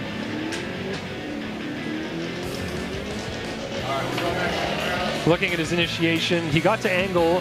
He went really wide on his line here and had to slow down. He had a big decel area there, which really doesn't fit into that area. He was off of outside zone 1, did okay on the touch and go, but his car never really looked settled throughout the run. You can see there's going to be a correction here as well, as his line was a little too tight. He didn't have the momentum to get himself around that corner and get to the finish line on the right line. And of course, that inside clip 3 is right at the finish line. So a couple of errors were made by him throughout the run. Commitment isn't going to be very high. The fluidity had some issues there with the rotation of the car. It didn't look settled, like I said. It looked like it was constantly moving around on him. And those bright red wheels definitely stick out like a sore thumb. They do. It's hard to get away with anything when you got wheels like that on there, but if you look at the pro level, having all the stickers and contrasting stripes, we're getting to the point where we want to see everything anyway, so we appreciate when we see wheels like that. It helps us out. No cheater wheels. Yeah. All right, Raz Nayor with a 68 on his second run, and 70 proves to be the better of the two. 68, excuse me, 68. And he's currently in 13th position with that score. Yeah, so that's... We do have a lot of... We'll see if that stands. There's a lot of... I'm seeing a lot of incompletes here. Yeah. Speaking of incomplete, he didn't have a first run. We were talking about this vehicle, Tyler McCoy's former comp car. So Chelsea is doing a lot of driving with Stefan, and basically he said this car needed a full overhaul. I mean, it needed you know, it's a 4-year-old drift car. So even for Pro 2, the level is higher than Pro was 4 years ago. Totally. All right, well, great to see Stefan out here. Thrown in. And that's going to be a correction and throws it into the dirt. And Stefan Static, unfortunately, spins out. And that will be the end of his weekend, unfortunately, for him and this Power Stop Zima Motorsports Chevrolet Camaro. So run 1 did not have a score. That's incorrect. This is the second run, so those are both incompletes.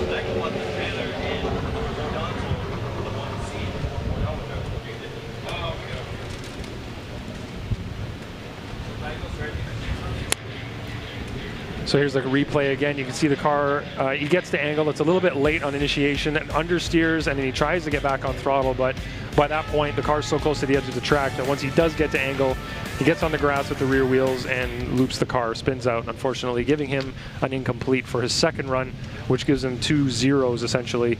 So he will not be qualifying for his first Formula Drift Pro 2 competition.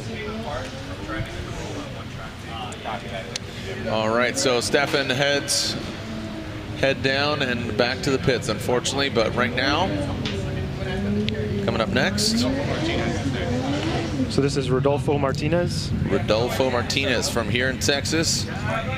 Sponsored by Texas Tires and Parts. So on his first run, he accelerated up to initiation point, but there was an issue with the car and wasn't able to get to angle.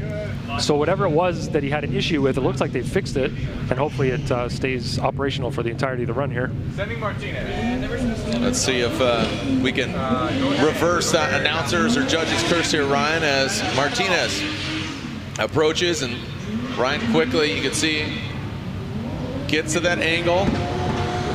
About the second hash mark, good execution. That's a big straightening there. Man, really lack of angle, if at all, through that power. I want to look at that again there, Montaigne, as brings it across the finish line. So well done from the is he the only the only Texan actually competing out here in Pro 2. So it looked good. The car sounded strong running up to initiation. It sounded a lot better than his first run. He got to angle, kind of slowed down a little bit there. Didn't have a lot of angle, but then poured it on near the end and passed inside clip 1. But like you said here, on his transition, big lack of angle. The car kind of came to a rest at kind of at that 0 angle position, and then he had to reinitiate. So have to confer with the other 2 guys over here as to what they feel about that run.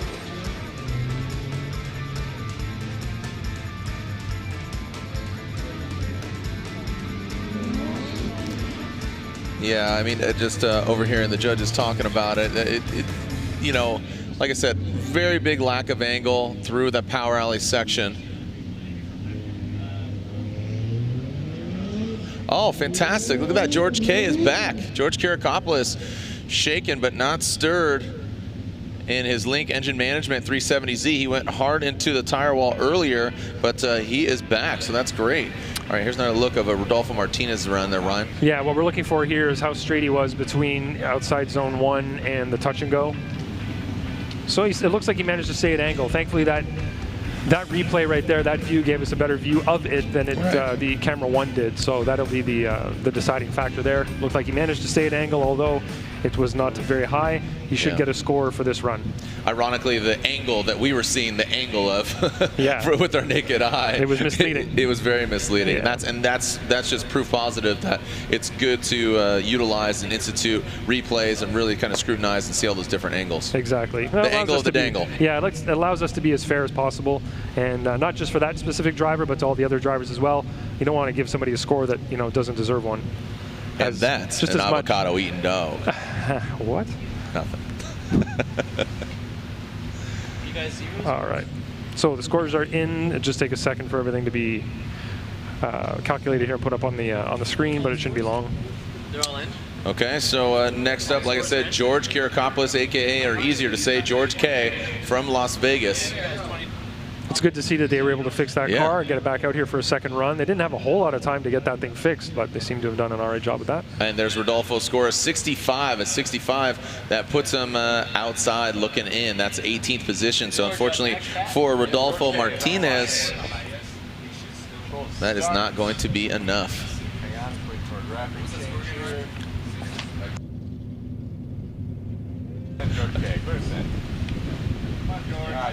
All right, here we go. George K. Let's see if he got it, bud. Most definitely an incomplete run on his first run. But now he's throwing that 370Z into the sweeper. Really wide and far off of that front clip. Outside zone and out of the touch and go. You can hear him slamming it in, exploding that front fender. It looks like a hand. Yes, you can speak, George. Oh man.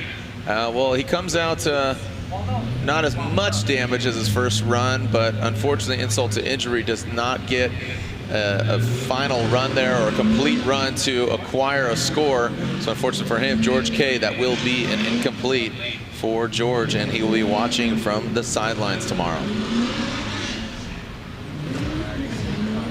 So looking at the replay, you can see him coming up to initiation, gets the car to angle, a little bit low on angle at the beginning, but manages to get to big angle near the end of the corner there at inside clip 1, but was quite a bit off of that clip through outside zone, and then to touch and go, a little bit off the touch and go, gave a little tap to that inside clip, and you can see that he was very, very late.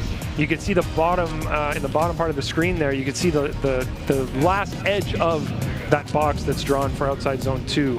And he was unfortunately quite a bit beyond that even. So his the arc that it was taking him on was going to take him way off.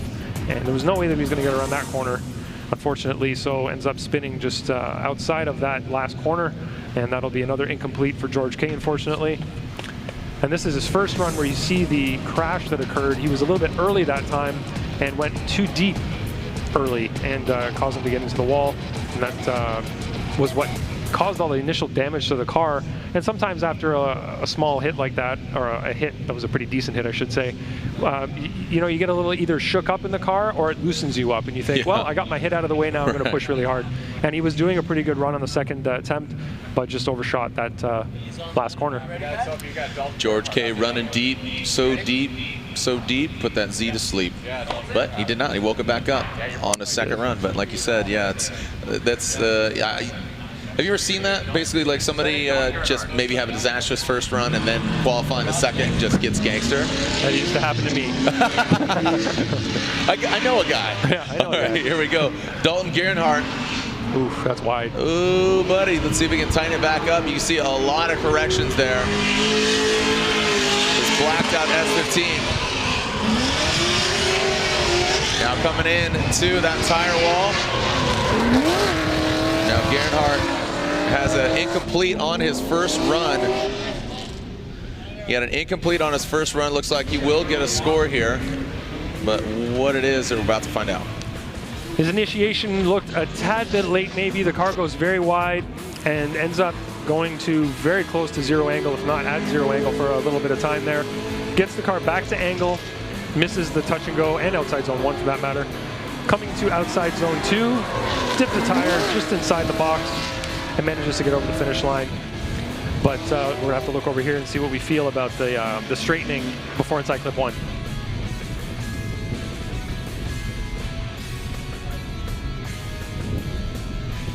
All right, so waiting for the score here for Dalton. So it's a combination of things that's going to lead to an incomplete for him here. Wow. It's the fact that he went way offline, was slowing down significantly in an area that is not a decel area, and also straightened up quite a bit. So the 3 of those together means that we really can't give that a score. We tend to look at a run and say, is that chaseable? Would a car behind him be able to chase that run?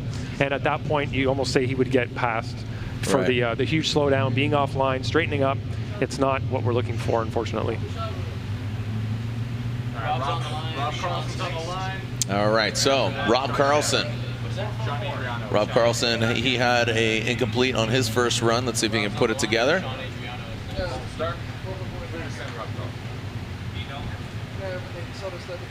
Send it, Carlson. All right, Carlson gets a thumbs up. Kind of sounded similar to how it did on his first run. I know he went to initiate and basically shut her down, but right now Carlson, Lantain, that's another wide swing there. Oh, buddy, opposite. Oh man, that's going to be opposite drift, Tom. Yeah, oh, it sounds like he's having the same issues with the car. Unfortunately, he was initiating very late as well, which would have been a concern. I don't think it would have been an incomplete, but it definitely would have been a hit on his style score. So you can see here, he did initiate quite a bit past that last standing cone. Way wide here on inside clip 1. Missed outside zone 1 and the touch and go as well. And unfortunately, the car just straightened up and went in the opposite direction there, as you were saying. So that'll be an incomplete for Rob Carlson.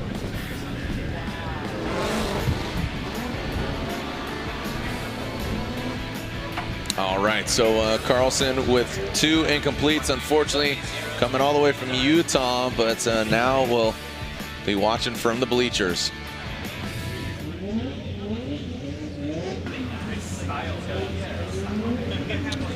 All right, next up, Shawn Adriano.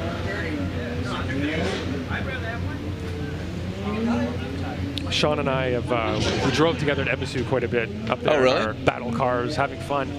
He's a great driver. We've got a lot of good moments up there, and you know, you expect a lot from him on the track, and unfortunately he's had some bad luck. Yeah. But you know, I told him, just drive like you're up at Ebisu, because he was doing a great job up there. We used to have some great tandem battles and knock each other off the track and everything. But you know, that's that less stress thing. Yeah, no stress up there at all. Just all of us laughing and making fun of each other, but that's the good kind of stress. Right. No.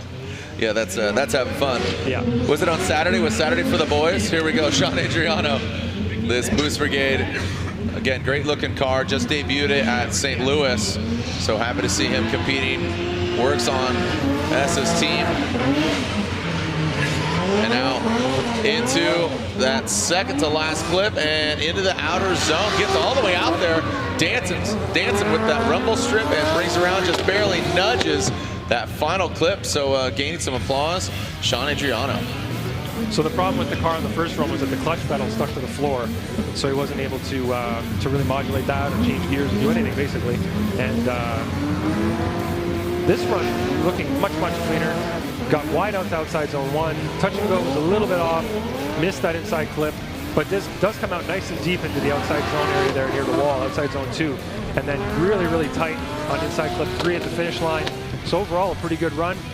No real mistakes or anything to speak of. You know, the car stayed at angle throughout. He didn't slow down in an area where he shouldn't. Really tight on inside clip 1 and 3. And nice and deep in outside zone 2. So pretty good job from Shawn.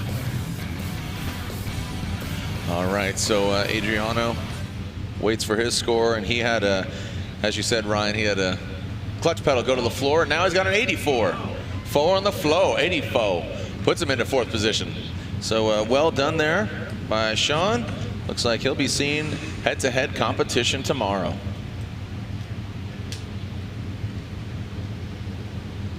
So next driver up, Ricki Adams. He has a 58 from his first run, so this is going to be important for him right now to get himself up above that threshold, which is around 69 points. So he's got to get himself up to at least that to get inside of the top 16. As right now, there's a tie for 15th and 16th at 69 points. All right, Ricki, pretty Ricki, and a pretty ride. Here we go, Mr. Adams. Hear that growl. Whoa, buddy. Another wide one. Not getting tight to the front. You can hear a big lift there, Ryan. And then transition very awkwardly. Again, coming into that second to last front clip and barely brings it around, but want to look at this again here. Yeah, definitely missed that inside clip 1 by a large margin. So initiation here, not too bad. Wasn't the quickest rate to angle, but got the car to angle, coming through this area to inside clip 1, and missed it, like I said, by a country mile. Got out to outside zone 1. The touch and go was near it pretty well. Missed inside clip 1, and it sounded like he misshifted there, maybe missed a gear. The car luckily did a very minimal transition from one side to the other just because of the momentum of the car, and then he was able to get it in gear and keep going. But you could hear the car rev up like he was trying to get back on throttle, but there was nothing there. But again, just it happened in a very lucky position for him. But he did have a very big slowdown just before that inside clip 2, and that's not an area where you should be slowing down. That is not part of the decel area at all, and it'll be hitting him quite a bit on his fluidity and commitment for sure.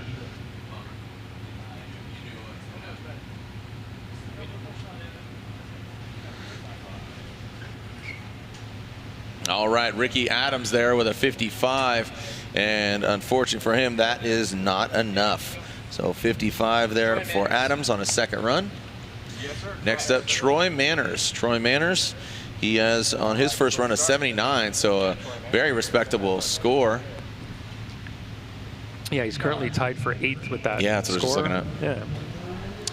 Okay, so Troy Manners, aka Squirt, this Neo Motorsports S chassis. All right, brings it around. What's going on here, Lantain? Another one.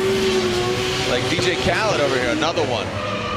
Whoa, Manners, backwards entry, not the right kind, unfortunately for Mr. Manners, but he does have, as I said, a 79 on his first run.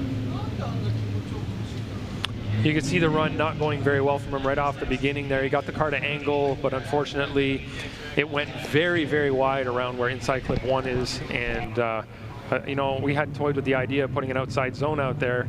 And we're having a lot of drivers in Pro 2 going out there right now. But you can see that by going out wide, it really hurts the rest of the run. So it's not the ideal position to be in to be able to complete the rest of this course, as once you get past outside zone 1, you have a long stretch. Even the way we have it set up now, it's pretty strong. But as you can see right now, he's very, very wide. And as he transitions, gets himself out there, but overshoots, goes 2 tires off, 1 tire off, maybe 2, and it causes the car to get upset significantly and spins him around into the grass. Oh, little baby car upset. Joking. As yeah, that's quite a ledge there. I remember years ago when there was a divot formed there. Oh man, I think Briggs hit it and like went flying. Yeah, Hamilton hit that pretty hard too. Nate Hamilton, Little Tex. We ended up paving a lot of the area where the touch and go is right now. Was repaved. They added it's little kind of buffer. It starts very thin, but it gets pretty wide near the middle of that area. It's probably an extra 6 feet maybe of pavement. Yeah. So it gives them a big margin there to play with, and we're not forcing them to go all the way out. You can see the cones are actually on the track, so they just need to get their bumper near those cones. Essentially, they don't have to get all the way out there. But it looks like he went wide late. So after the touch and go, at the very end of it, hit that cone, and that's what caused that big upset in the chassis, and off he went. Disruption in the system. There's a glitch in the system. All right, next up, Adam Knapik.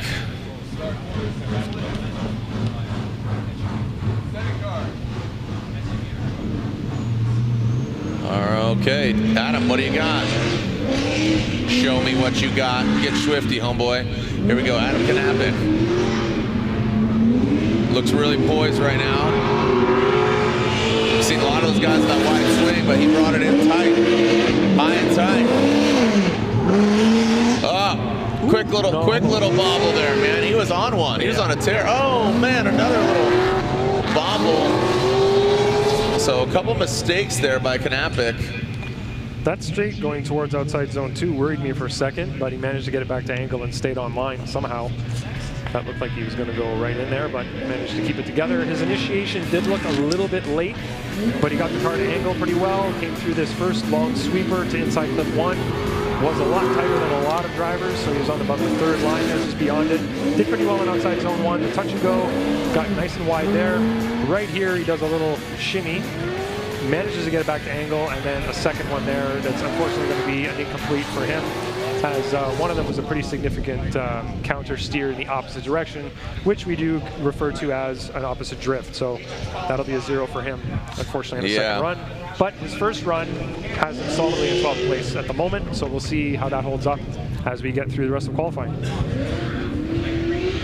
And we were to see Trenton Beecham again, but on his only run, because he forewent his first run and basically said, okay, we're going to attack at the second, but still has not been able to fix his vehicle, so he has to call a competition timeout. He's got his 5-minute allotment, so hopefully Trenton Beecham from Southern California can put it together.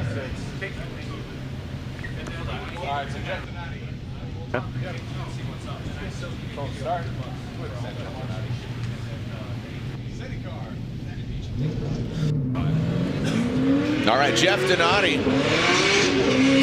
Let's see how Donati throws it in. And well done quickly by Donati. Listen to that exhaust note, man. He is just absolutely floored right now. Into that outside zone. Donati really showing his driving talent here. Boom. Well done by Donati. Putting the pedal to the floorboards like Harrison Ford. You watched that, Chris D'Elia? Harrison Ford and the floorboards. Full score. All right, so Jeff Donati, I mean, did you hear that exhaust note? It was just absolutely ripping. That was a highly committed run. You can see here that where other drivers are lifting and maybe trying to let the car float a little bit, he's not doing that. He's on throttle through the whole track, and he's proving that you can do so almost full throttle throughout the entire thing. He had his little lift on transition coming outside zone 2, but overall, that was a very committed run.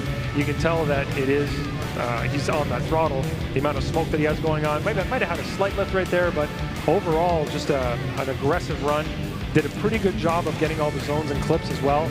You can see outside zone 2, inside clip 3, just barely folding the bumper in there, but didn't even make the clip budge at all. So that was a pretty precise run. Jeff Donati with an 89 jumps him up to 3rd position. So well done by Donati. He likes to party.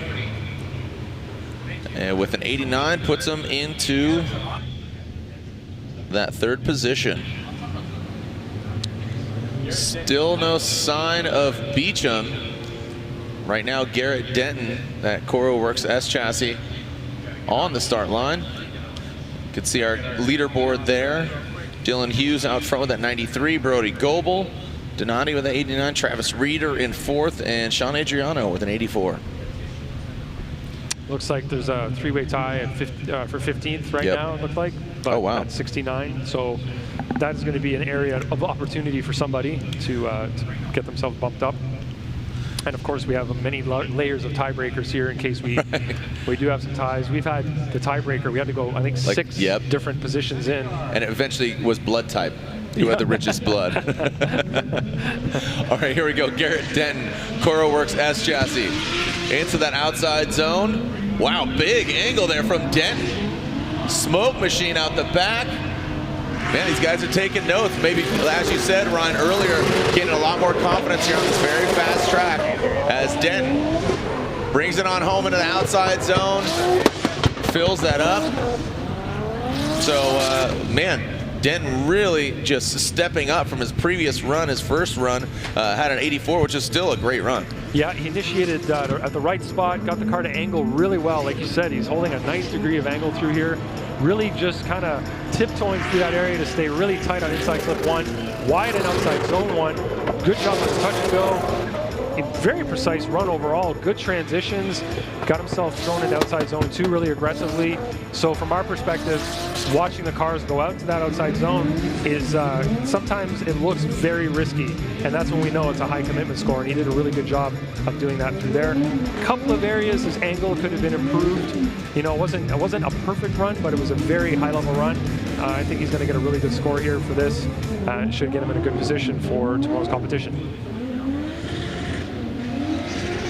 All right, Garrett Denton with a 90. Excuse me, taking my breath away here. Garrett Denton with a 90 now slides him up to that number 3 position. Well done, Mr. Denton. You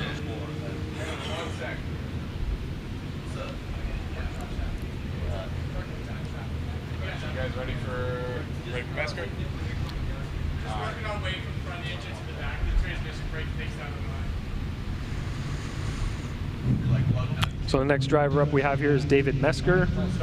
His first score was a 67, which would have him just outside of top 16 right now. So the pressure's on for him. The heat is on. It's on the streets. The heat is on. All right, Metzger. He's got another one of those wide lines there, Ryan. Does not bring it up. You see him, a quick little correction there from Metzger. Consistent through the power alley, but then a quick little lift there. Floats it into that outside zone. You see quick little attitude of the car, changing the attitude. I love it when drivers do a very aggressive initiation like he did here, but you have to be precise with it. And unfortunately, when he threw the car to angle like that, it might have been a little bit late.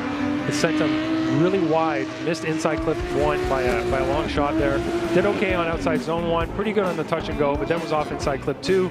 And really had a correction there as well towards outside zone 2, and didn't fill it either. So in terms of precision, wasn't the most precise throughout the run. He did maintain angle throughout the entire run, but had some bobbles here and there. So there will be some deductions for that. Commitment-wise, he was on throttle quite a bit, but still had a couple of little errors there when he had to lift to get himself back online.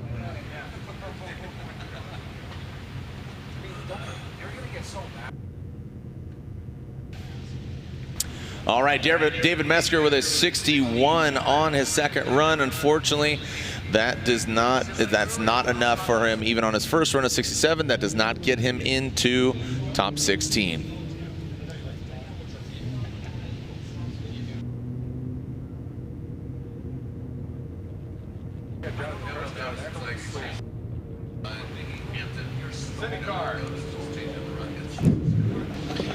Well, you exchange somebody that doesn't know something with somebody that actually does. No, shut up. All right, Dynasty. Here we go into that G37. Very fluid. This thing slammed on the ground. Rolling pole. Nice job. Jonathan Herst. Whoa, buddy. Look at that flick, that transition. I kind of got nervous for him. Man, he's really throwing down there, Lantain. And Sage, sorry, Ryan Sage. Ryan Sage, thank you for rejoining us. Yeah, no, I caught Jonathan Herst's run before I left. It looked like he was struggling on that first one. A definite improvement here on the second run, much more committed. You can see he still missed that inside clip just by one little hash mark, but certainly on the second inside clip, he did not have the mistake of going off course at the touch and go, and he was able to come back and lay down an under pressure run with a nice snappy transition back around. And I imagine, Ryan, that you'd probably agree that was an improvement on run number 1. Yes, it was. He did a pretty good job. He only had that one little correction that I really noticed by outside zone 2. He got the car to angle really fast, but then had a little bobble, had to take a little bit of the angle out, and managed to get around that last corner, though, with that angle that he had thrown in. So not too bad overall. All right, so Herst awaits his score. Is it going to be enough to get him into top 16? As Kelsey Rawlings, she's warming up her tires, and yes, Herst gets an 82. A strong score for him. Puts him into 8th position. You know, you never want to count your chickens before they hatch, or they're counting you right. You can't fool me. You can't fool me twice. Fool me, you can't fool me again. We were actually doing that this morning. Really? Yeah. I don't know why. You can't fool me twice. All right, here we go. Kelsey Rawlings. She unfortunately had a 0 on her first run. Let's see if she can throw it down in the Galaxy S14. She's got a Ford power plant under the hood. There we go. Now we're looking sweet. Well done by Kelsey. Gets an outside zone. Gets out to the rumble strips. And Kelsey Rawlings puts a good score on the board. I mean, haven't seen it yet, but that was a solid run. Yeah, Kelsey needs a strong performance here in qualifying. She's had a tough run of events, and she right there came through under pressure in a massive way with that incomplete on run number 1. She comes back, looks good through that first inside clip, gets out to that outside zone, pretty decent on that touch and go, and then through that second inside clip, little bit of tiny waving there, but she was able to push the line out to the furthest part of the zone without going into the wall and finish up pretty strong there. And you have to say that was definitely taking advantage of a really tough situation and the incomplete from run number 1 and making it look good. Let's see where Kelsey Rawlings lands with this second run and the score and where it puts her as it stands.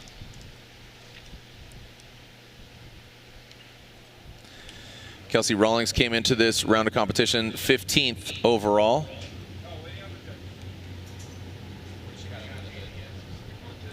She's got a Ford V8. She's got a Ford. Yeah, she works with the. You know, a lot of drivers vying for the LS. Yeah, that'd be cool. An EcoBoost.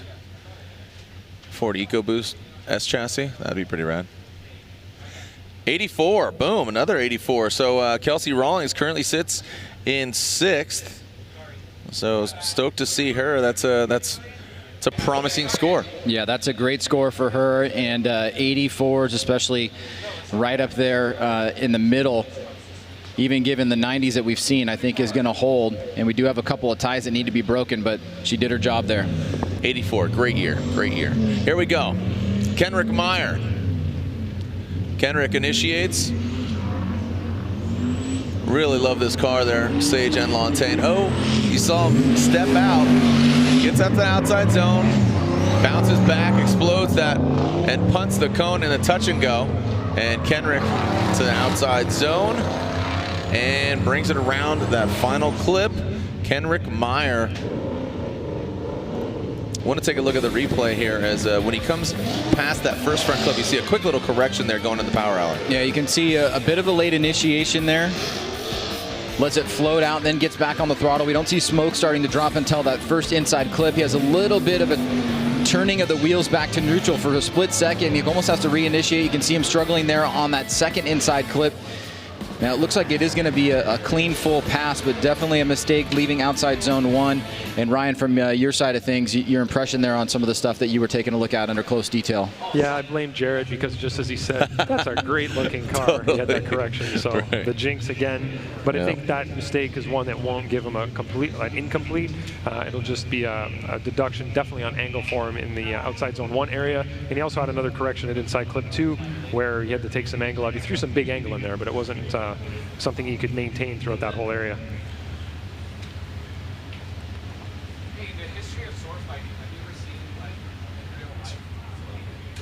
All right. Kendrick Meyer with a 75. A 75 on his second run puts him into 12th position.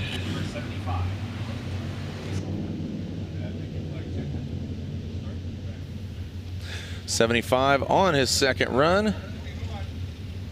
Definitely better than his 69.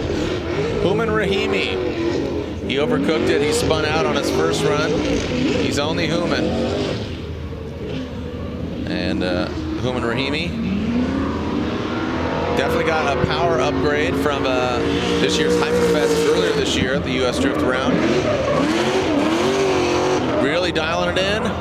Oh, buddy. Oh, and gets it. Holy cow. That's quite a few spins for Hooman Rahimi. Let's make sure he's okay. Well, Jared, things were lining up much better on run number 2. We did see him, like you said, overcook it right on the outside of inside clip number 1, going very wide there. And he does take it pretty decently hard into the wall and hoping that he's going to be okay. You can see this time he improves his line, even though he is still a bit wide here. He's got pretty good throttle control coming through the center section. He's really gassing. Now watch when he gets to this inside clip. It's a weird approach. He kind of takes a tight line through the inside clip, and as he transitions back around, he's basically off course there, and then the rear catches the tire wall and spins him around. So Ryan, how do you see that from inside clip number 2? It looked like he went long on the touch and go area, which caused him to have to reach in towards the inside clip. And by doing that, he ended up kind of wrapping around the clip as opposed to driving by it, and put him on the wrong line. You need to draw an arc. Once you get the car transitioned after inside clip 2, you want to make a nice arc through outside zone 2, but he went too far towards driver's left before making that transition, and it put him on the wrong trajectory, which sent him into that wall. You can see he was way early on outside zone 2, and there's a benefit to having tires, and there's a downside to having tires on a wall. If you're going hard, the tires are going to protect you, but if you were just going to barely scrape a wall, having those tires there could drag you in. Yep. So we kind of err on the side of caution by putting tires there because it's an area where the drivers are coming in pretty quick, but you can see that it can really cause that car to spin very, very quickly. It looked like he came maybe 2-3 tires off the ground during that spin. It was a pretty fast one. Good thing he had a Hans device on for that, and I'm sure that he's pretty happy that he had one on. And I think now we're going to roll right into a little commercial break here, and we'll come back as soon as we get the track cleaned up, Jared. Yep, we'll take a few moments here to get Hooman Rahimi, make sure he's okay, and I'm glad to see him outside of his car. But we'll clean up the track and continue on after a short message from our sponsors.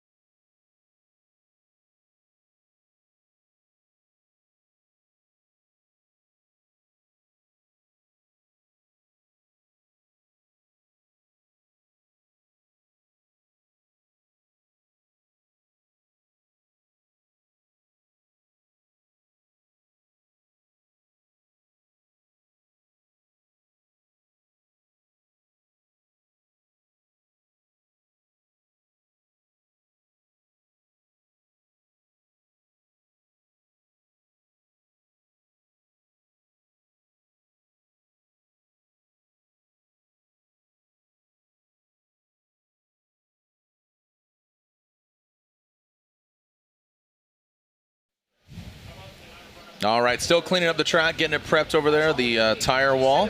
As if you haven't already, download, or excuse me, join the community, join the conversation. Go to formuladee.com and hover above the community and join the conversation. Embrace the heat, start the conversation. Ready to see and create formative content? Well, again, go to formuladee.com, hover and click it, and stick it. Also, why don't you stick in your tailpipe, your MagnaFlow tailpipe? That is, you can receive a complimentary MagnaFlow exhaust. Text MF Drift. That's for MagnaFlow Drift to 555-888. Again, text MF Drift for MagnaFlow exhaust to 555-888.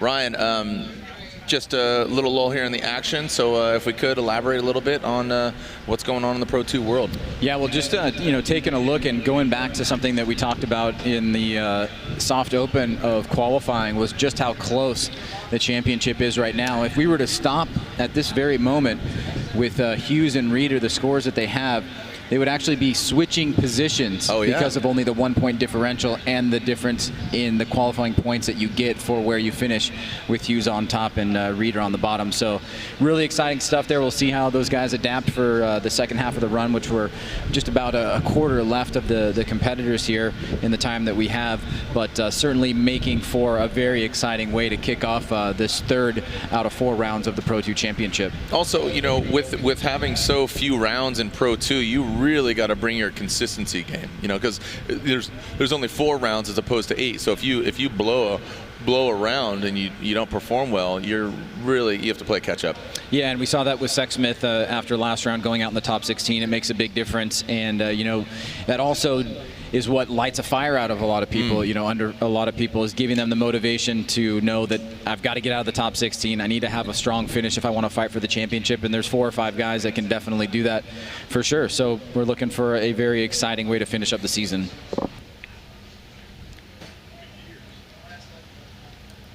Ryan, I heard you quoting Big Lebowski earlier. What's one of your favorite quotes from one of the most iconic films? Oh, there's a ton. There's rules, Marty. You are the bereaved. Yes. There's rules. Francis Donnelly.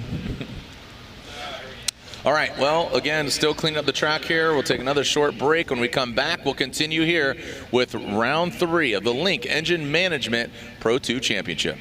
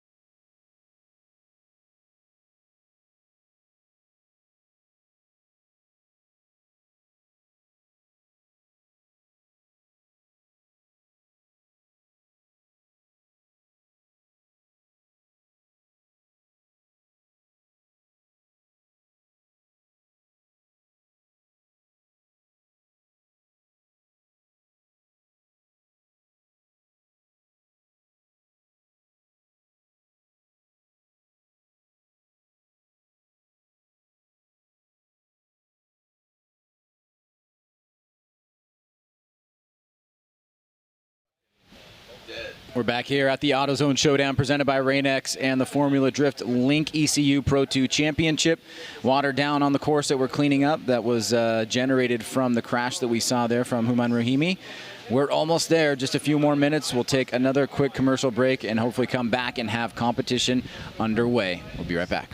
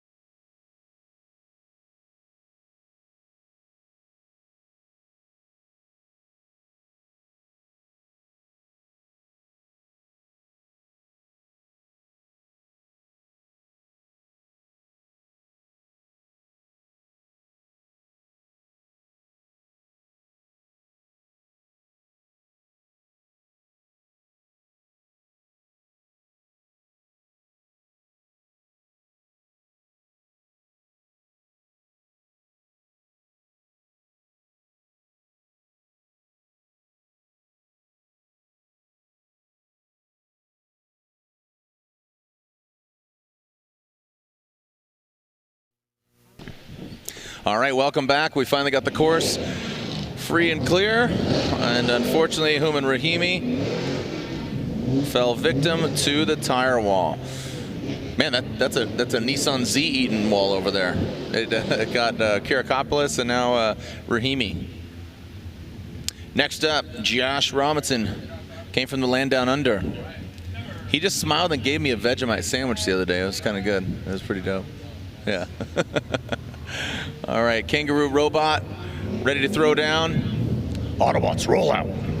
All right, here we go. That Holden Commodore U. Big old tall glass of water, Josh Robinson. Really dialed in on that front clip. Gets to the outside zone, into the touch and go.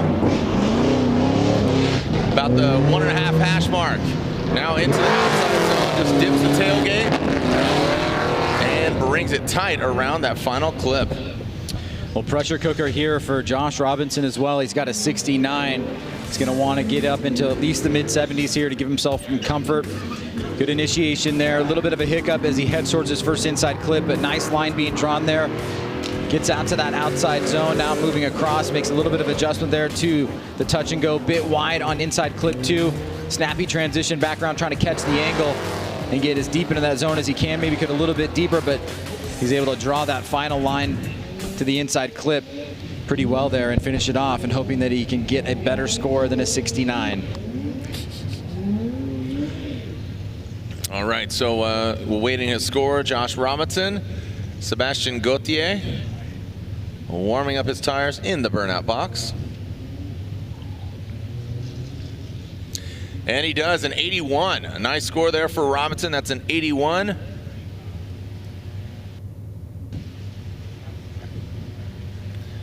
And 81 there for Robinson.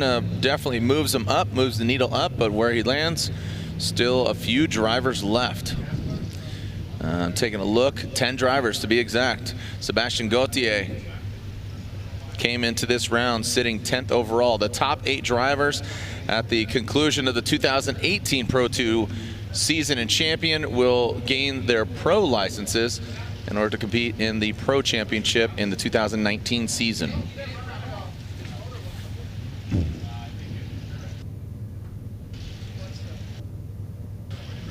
Okay, Sebastian Gautier on the start line. Show me what you got. Sebastian Gautier. Leave the start line. Pop, lock, and drop it. Gautier. Really well and settled in that angle. Car squatting down. Nice transition there, really snappy. Getting gangster with it into that outside zone. And then around that final clip, Sebastian Gautier. So Jared Gautier's got a 73, I believe, trying to better that. Let's see if he can do it. Watch the initiation here, just right at that last standing cone. Back on the throttle about halfway through. You see the smoke line starting to pick up, but he's going to pull a little bit wide on that first inside clip. Keeps good angle in the car through that outside zone. And gets to that touch and go in that right area. Very tight on that second inside clip, just nudging it a little bit. Gets into that last outside zone a bit early. And then you can see he's a tiny bit tight getting in onto the rumble strip there on that final inside clip. You can see just knocking that second inside clip out of its holder there. It's a plastic bumper, and then right there as well on the final inside clip, but a pretty good job overall, and we'll see if that betters the 73. What do you got, Gautier, up your sleeve? What do the judges got in store? An 82, so all these drivers really stepping it up. An 82 there for Gautier. And that puts him into 9th position. 9 drivers left. And still a couple incompletes, including Andy Haley and the lit one, Ryan Littoral.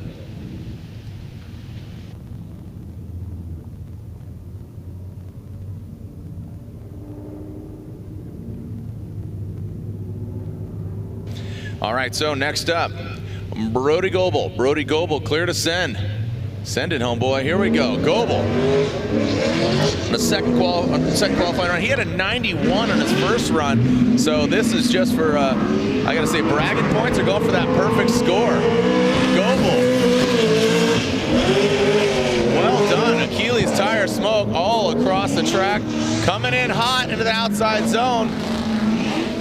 Flirting for certain, but then keeps it clean as he takes out that final front clip across the finish line. Well done and well executed, Brody Goebel. Ryan, what do you think? Is that better than 91? Well, it's a really beautiful run with just a few very minor mistakes here. You can see that nice line that he draws to that first inside clip after initiating pretty well. He drops a tire there, but it shows that he's going deep into that zone. Doesn't totally get out to the touch and go, but look how fast and aggressive he's driving. Gets into this zone, fills it completely from line to line, and then just a tiny bit tight there. So maybe a few points on line, but overall a very aggressive run, and would have been an amazing run in head-to-head matchup. So he's doing what he needs to do here, and with the 91 in run number 1, it's looking like he's very confident on this course. And Brody Goebel with a 90, right?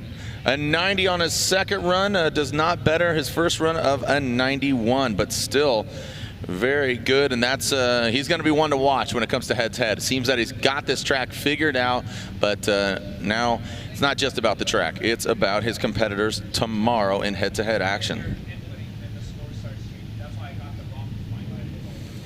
Next up, Alec Robbins. Alec Robbins from Minnesota. Alec Robbins at Coro Works, Koenig Wheels, Nissan Z.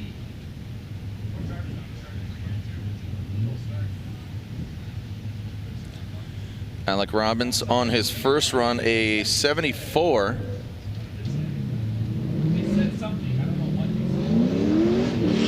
And here comes Robbins. Quickly gets to that angle, right to angle, very fast. Just barely nudging over that front clip. Great transition. Whoa, punts that front clip.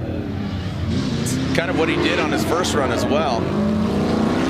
And brings around the final clip. So a couple clipping points being taken out. The first one just barely kind of knocked over, tipped over, and then the second one definitely got punted a lot more aggressively. So here's a second attempt from Robbins here. Getting that initiation. You can see he's back on throttle a lot earlier than we've seen from other guys. Very tight through that first inside clip. You can see getting that edge of that left rear tire right out to the edge of the course. A little bit tight there, almost center punching it. And then fills that zone pretty well. And finishing up strong there through that final inside clip is Robbins, who had a third place last round.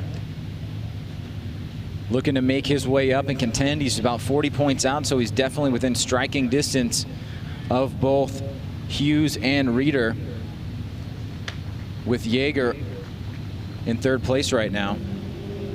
And Robbins with an 85. An 85 jumps up quite a bit there.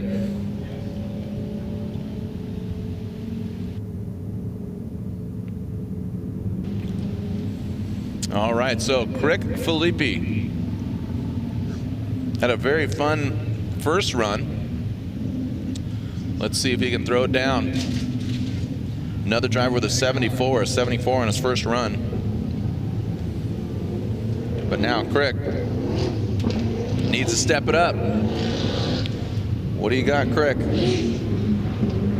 All right, so brings it into that first front clip. Kind of a little, maybe a little hesitant there on the first run. He really put it all out there.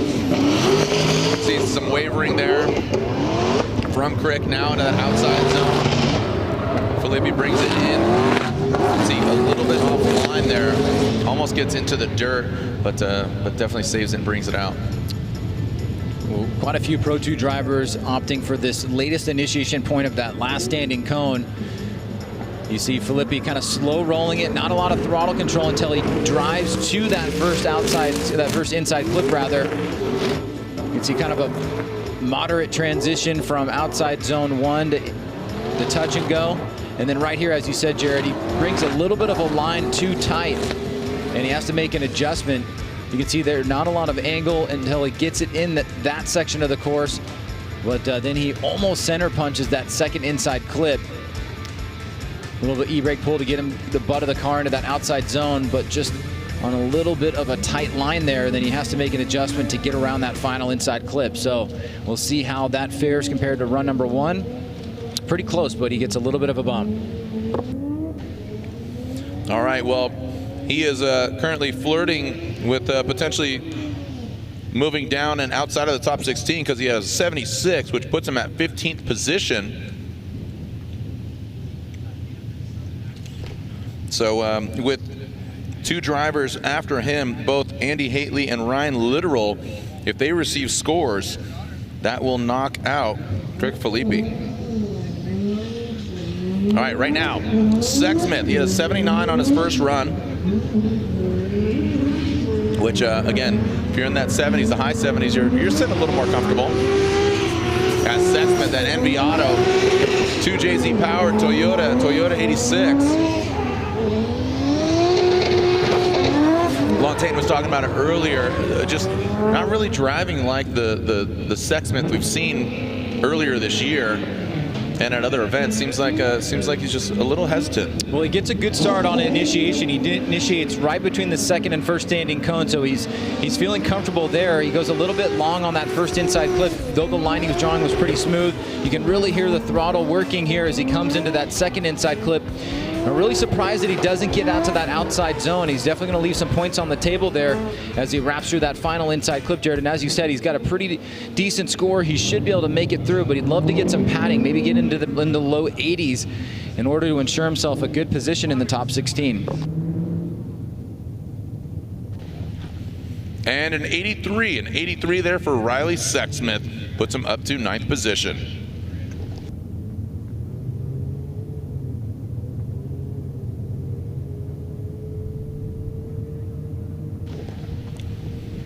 All right, here we go with Andy Haitley. Andy Haitley was, again, one of 2 drivers remaining that does not have a score, has an incomplete run. So Andy Haitley had some issues earlier. Let's see if he can work it out. This beautiful E30. Oh, you can see him just massaging around that front clip. Now Haitley into that final outer zone. Seems like he's really fighting the car here. You see how it's shimming his way across the track. He does maintain the angle. Well, I don't know if that's going to do it. Yeah, with that incomplete on run number 1, the pressure's really on. Watch this right here, Jared. He gets a lot of angle in the car. Now, he doesn't want to pull angle out, so he really gets on the throttle, but he realizes he's got to pull it out if he wants to make around that first inside clip. And it caused him to make a noticeable adjustment in the speed and overall flow of the vehicle. And then here, a bit short on that final outside zone. So we know the cutoff is right near that 74, I think, at this point, Jared. And then Ryan, if you can, take us through what's going on here with Haitley, what you see from him on outside zone number 1.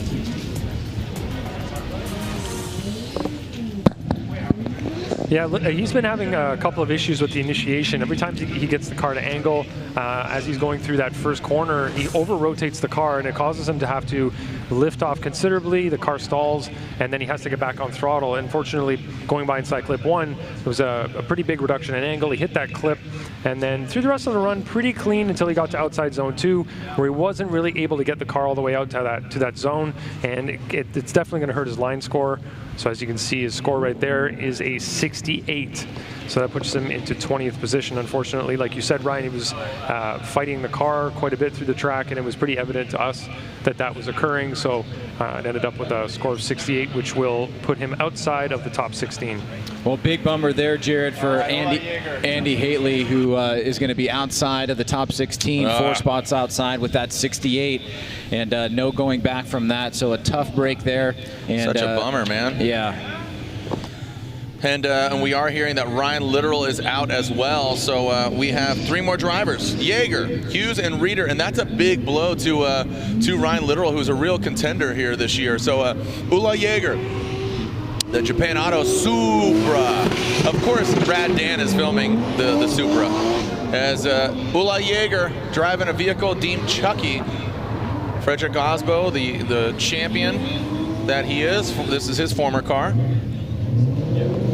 Well, really, at this point for Jaeger, the positioning in the top 16 is important. He's got his 83, but he could really use a few extra points in the championship contention, given how close it is between 1 and 2.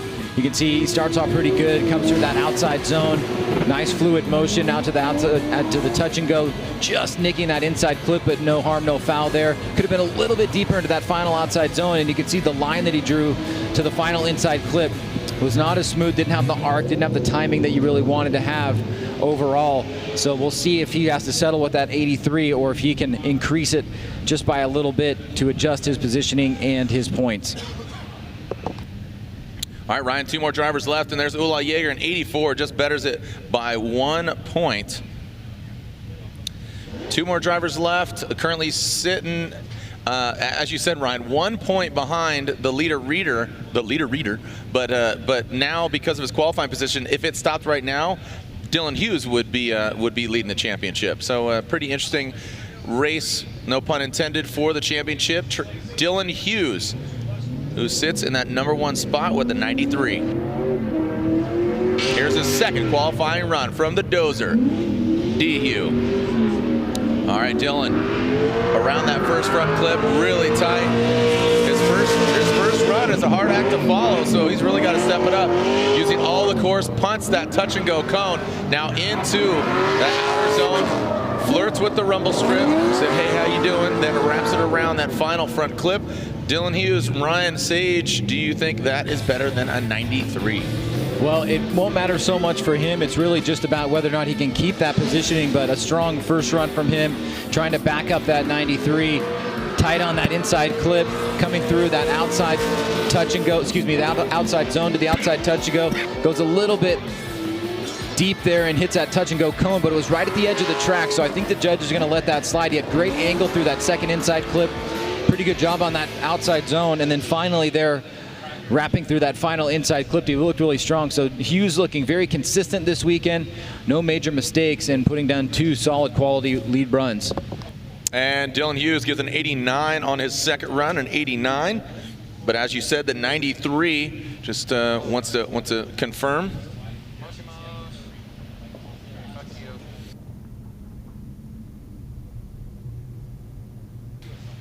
All right, 1 more driver left. Red leader, send Travis Reader. He is our current points leader, Travis Reader. He's a greeter when he gets old and works at Walmart.